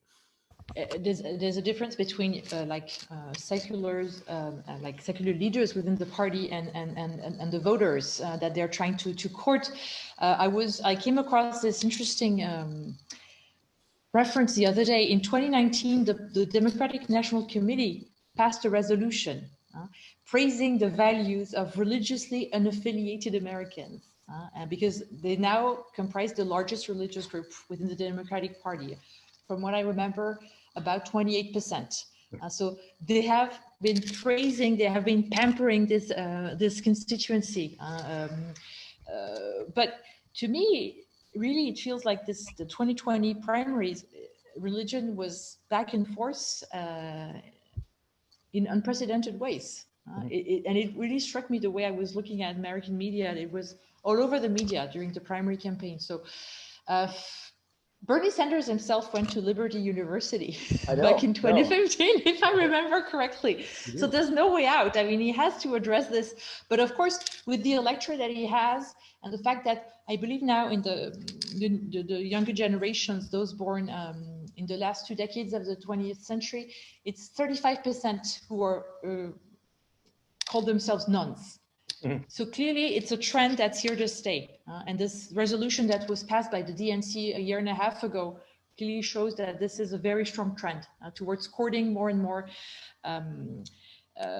non-religious voters, and a great deal of suspicion vis-a-vis religious voters. This is something that I come across all the time. There's suspicion vis-a-vis religious voters. So you have people fighting to try to make democratic leaders aware of the need to court religious voters, at least for the time being, while the transition towards a post-Christian America is still underway. Because this is what's happening, really, when we look at least the post-white Christian America, which led to such strong mobilization by white Christian voters, because it was, in a way, a swan song on their part. We have to mobilize while there's still time for us to get our voices heard, because soon we will be maybe in a minority, maybe not soon, but in a few decades. Yeah. And quickly, Marianne, I just wanted to agree with you on your point, your point against me saying that you don't agree with that. To be honest, I haven't been that engaged really with what's going on a religious level. I kind of, drew back from it. So I completely take your point, and I didn't realize the extent to which the, with Mike Pompeo and others that, very evangelical Christians were deeply involved in the Trump administration. So I stand corrected on that point. So. And I congratulate you on being able to live in France far away from all of this. Yeah. There's a question on climate change. I don't know if you see it, and environmental issues. I would be interested in hearing how the climate, the environmental issue plays into the mobilization of religious groups for one or the other side, and if you see that changing. So I'll repeat what I said in my talk, that unfortunately for a lot of apocalyptically minded evangelical conservatives, it's overdetermined that they don't care about climate change. Even if they believed it were happening, they would think either humans can fix it or God intended it. And in any event, God has told us an apocalypse has got to come. So possibly the sooner the better. Might as well get it over with. Yeah. And as far as Catholics are concerned, Biden and the Democrats, they may go out of their way to point out that their stances on climate change are very similar to those of the Pope. And the Pope, published an encyclical on this issue, has been very vocal about the need to take this into consideration, that climate change is indeed man-made. But for conservative Catholic Americans, this is, the Pope is wrong. They will say that the Pope is wrong, that the Pope is being manipulated, and is just parroting the message of a globalist elite, and that what matters are life issues. So they will completely disregard it. But the other thing about American Catholics, left and right, is that I almost feel sorry for Francis, because he thinks he's reaching them. He's writing these massive documents that even committed Catholics left and right do not read, haven't even heard of. I've just one anecdote.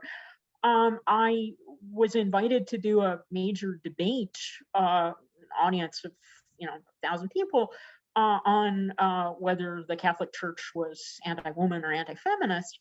And I was trying to get a sense of who the audience was. It was a Catholic audience. And this was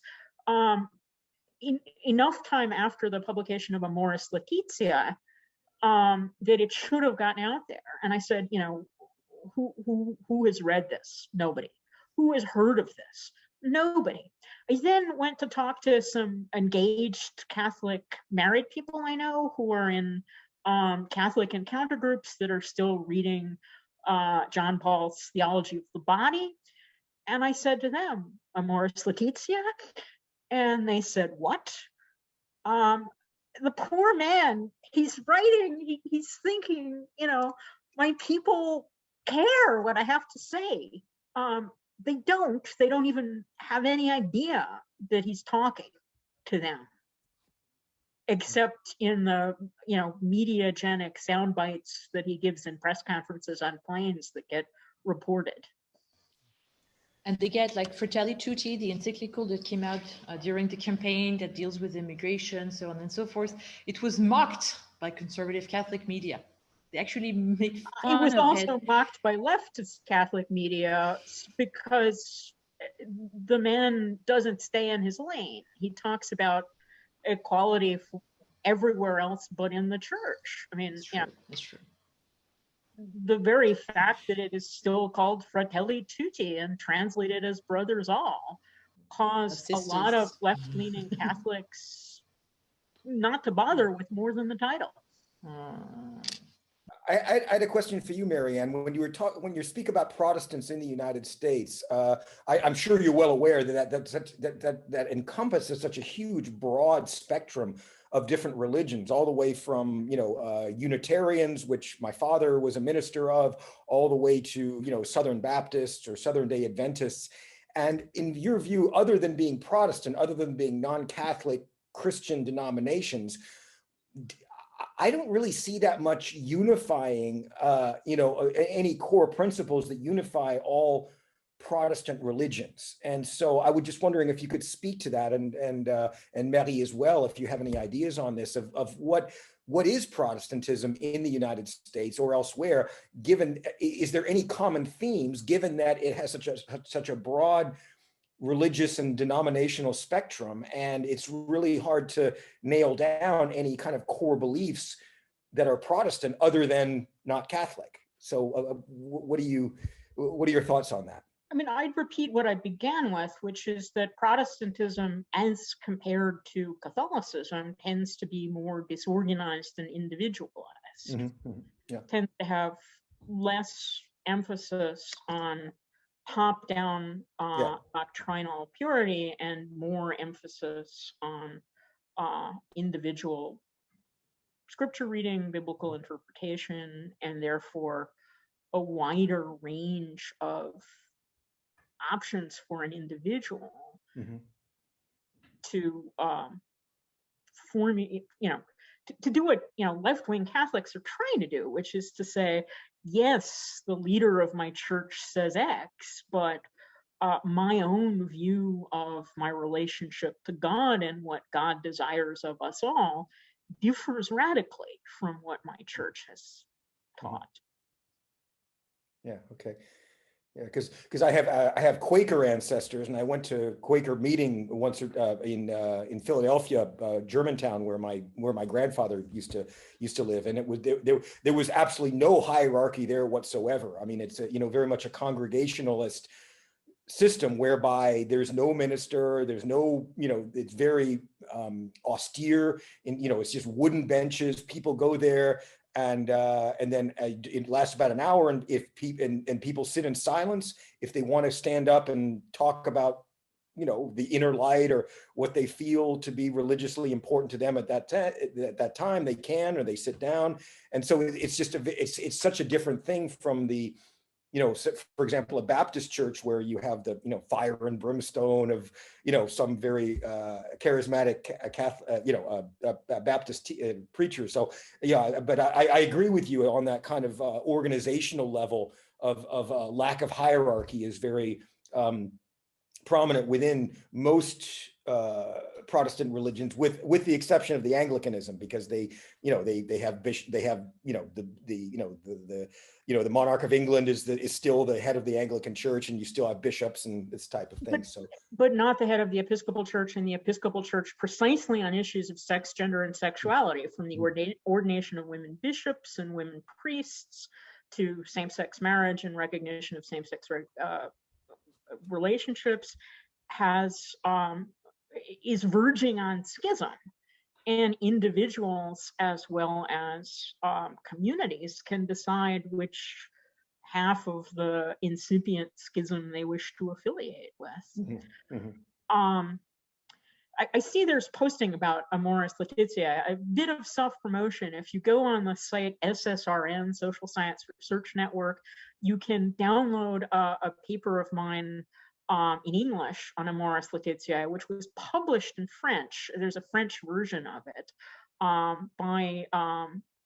through a conference at the Université Libre de Bruxelles on the family and the Holy Family. So if you want my take on Amoris Laetitia, because I did read it even though my devout Catholic friends didn't. You can find it on SSRN.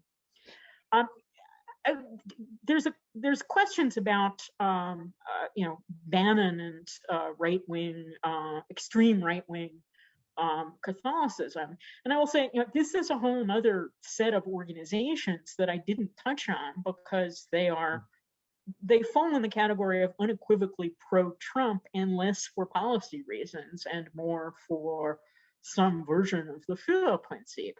Organizations like Church Militant, aptly named,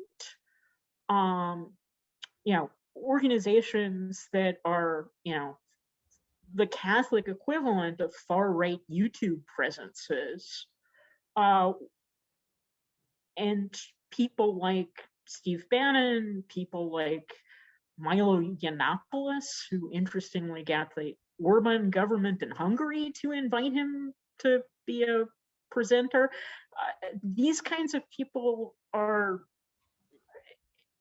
I suppose, in some sense of the word Catholic, but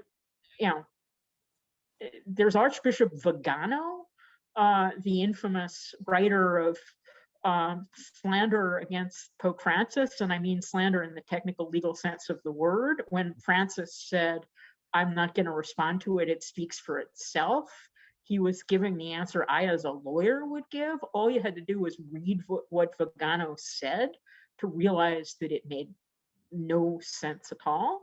Vigano appeared virtually at various Trump events, including the so-called Jericho March, which was an event in December between the election and the insurrection, in which was modeled on the notion that Joshua blew a trumpet and the walls of Jericho came tumbling down.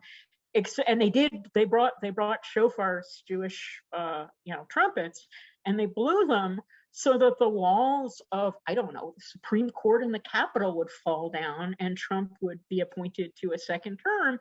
And Archbishop Vigano gave a speech that analysts have pointed out speaks in the first person plural about we, while Vigano is nothing other than an Italian citizen. He is not an American. But, okay. I would say the sort of dark web, not in the technical sense, but web yes and dark yes, of Catholic organizations and individuals that include Steve Bannon and Church Militant and Milo and Vigano, are absolutely influential in support for Trump. I had another question, Mary. When I lived in Texas, I experienced a lot of fundamentalist Protestantism, Christianity, and I remember getting into arguments about, the rapture and whether the Earth was 6,000 years old or not. Given that that the evaluation of if you go back and look through the Bible, that they determine the date of the original. Of the earth being created in 6 days by God at the specific date about 6,000 years ago. And that was, that was an example of Protestant fundamentalism. But is there the same strain in Catholicism where, there is that belief in, the literal translation of, Genesis, for example, and then which is kind of selective because a lot of times, they select things that, are, that are consistent with their faith. But I don't get the impression that there's the same thing in that same form of fundamentalism of taking the Bible literally as there is in evangelical Protestantism. But I would love your views on that, and because it hasn't been clear to me if there's the same sort of literal belief in the Bible within conservative Catholicism as there is in evangelical Protestantism. I don't know if Marianne would agree, but I'd say that the equivalent among Catholics would be pre-Vatican II, those who believe in the pre-Vatican II church. Okay. That would seem to me to be the closest that the Catholic Church has to evangelical fundamentalists. Maybe there are a few sects out there, Catholic sects, which are literal in their reading of the Bible, but I'd say it's more to do with pre-Vatican II, the pre-Vatican II church. And to the points, oh, I'm sorry, Marianne. Please. Go ahead. So I am puzzled by the claim of quote unquote fundamentalists that they take the Bible literally, because there is a sense in which the Catholics who've never claimed to do so are on precisely the issue of divorce, taking the words of the Bible much more seriously and literally than most Protestants in the United States today. Not all, but most, because it's pretty, they're in red letters, that is to say, in the words of Jesus himself. There's a pretty clear statement that if you put your wife away for anything other than porneia and take another, you are committing adultery. And the Catholics take that seriously. I don't know that they do it because of biblical literalism, but when the Protestants say they are biblical literalists, they are selective biblical literalists. Pretty incoherent. Yeah. I'd say Kim Davis, the Kentucky clerk who went to jail for not issuing marriage license to same-sex couples, she was in her third marriage. So she's fundamentalist that way, but not when it comes to divorce. Her sense was that she only found God after the first two were behind her. I mean, I'm curious about this. And she was actually brought to meet Pope Francis by Vigano, when Vigano was the apostolic nuncio. Reacted he was badly when furious. Absolutely. To the point about Bannon actually tried to establish an institute in Italy in a former monastery to train European politicians in religious national populism, so on and so forth. And I think the application for I think the cultural ministry in Italy finally turned down the application to use the monastery for that purpose, but they're trying to spread this idea of religious populism to Europe as well. And he has strong connections with a number of European bishops. I think he was also in touch with Cardinal Burke, the infamous Cardinal Burke. He was working with him. I think Burke was a member of the steering committee in charge of establishing this institute in Italy.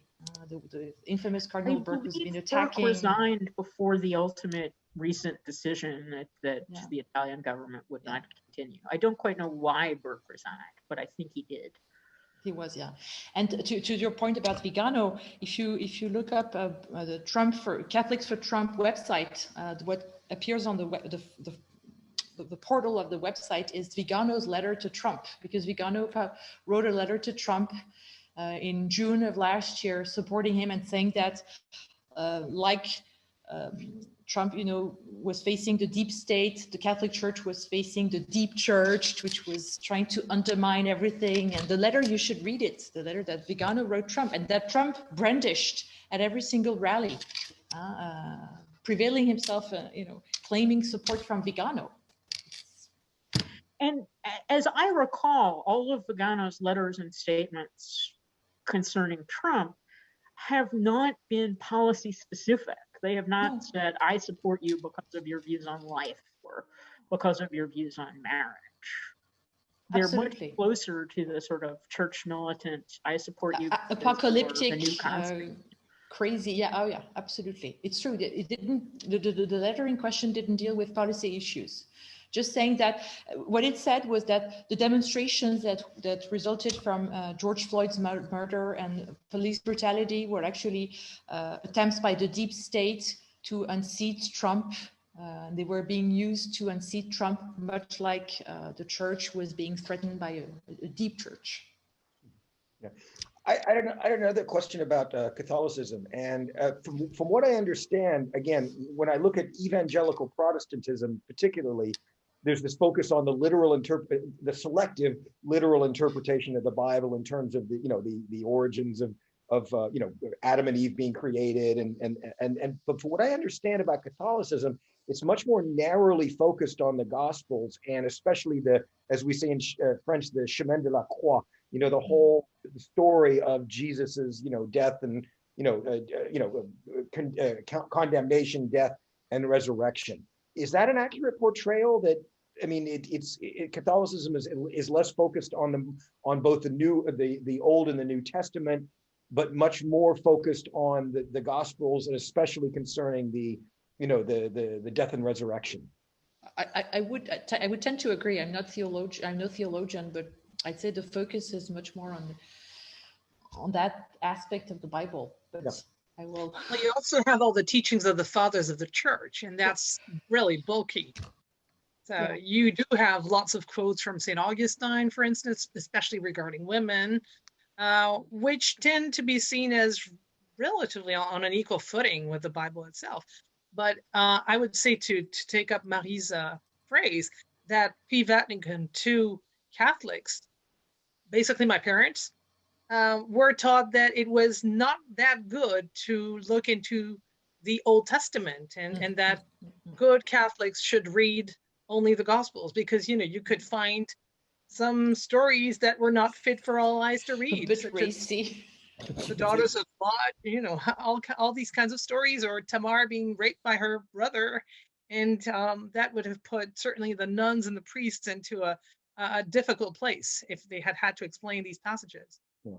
I was watching a Noam Chomsky video recently about Vatican II, and the fact that before, as he simply characterized it, after 300, when the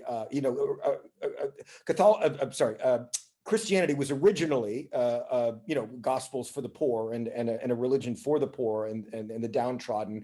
And then after 300, when Constantine made it the religion of the Roman Empire, then it became basically the religion for the rich.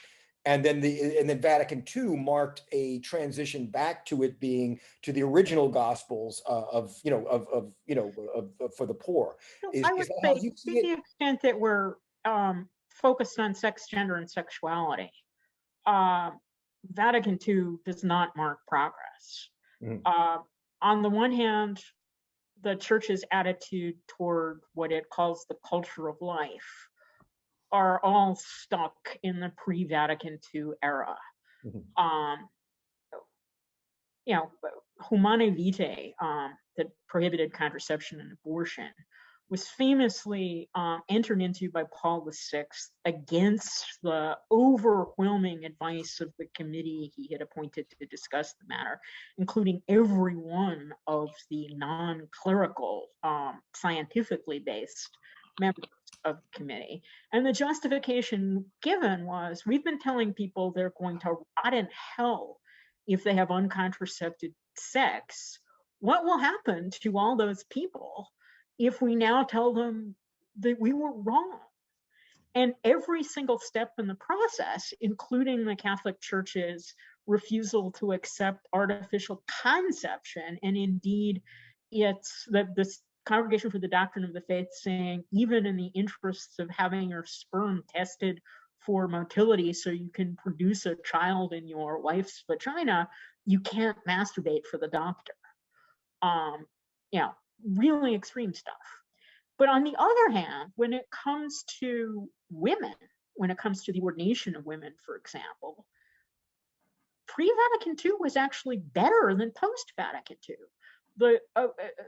So I am a peer-reviewed theologian and have studied theology in graduate school. I am not a believer. But as a peer-reviewed theologian, I can tell you, arguments about the ordination of women were only formalized in my lifetime, not earlier. And again, committees assigned to discuss the matter, although unlike the Humanae Vitae committee, their reports have not been made public, seemed then, as they are now, much more open to the idea than official post-Vatican II Vatican teaching. Again, more theology than you were asking for. One of the questions we've got about theology, I don't have information on. I don't know whether either Maria or Mark does. The question about the influence of international liberation theology in the United States? Yeah, in my view, it would be pretty limited, at least in the United States. I mean, most Americans don't really look beyond their borders of their own states, let alone the actual country, you know. And I mean, I can't say I'm an expert on it, but let's see. I don't see it having too much influence, but I guess I can't really speak to it beyond that. I'm just not sure. Yeah. It would depend on the individual church, whether or not they, you know, would bring in ideas from abroad. But in my experience, Americans have difficulty looking beyond the borders of their state or their city, let alone the borders of the country for influences. So and I'd say whatever influences there are mostly at the conservative level than the progressive one. The way liberation theology was, you know, my friend and colleague Blandine Chély-Nippon has written extensively about that, and she sees a lot of networking taking place as we speak between European and American conservative Catholic organizations, more than at the liberal level. All right, I think we have to wrap it up here, and thank you so much for bringing all your knowledge so generously to us all. I'm extending the apologies of Anthony, who's had to go because he has another Zoom session that was scheduled at 6:30 to organize yet another conference on the family. You just never get out of these things. I think we could have gone on and on, so I'll just hope that we can do this again soon. And really, I'm looking forward to this and to building a group beyond borders on these matters. I think that's really necessary.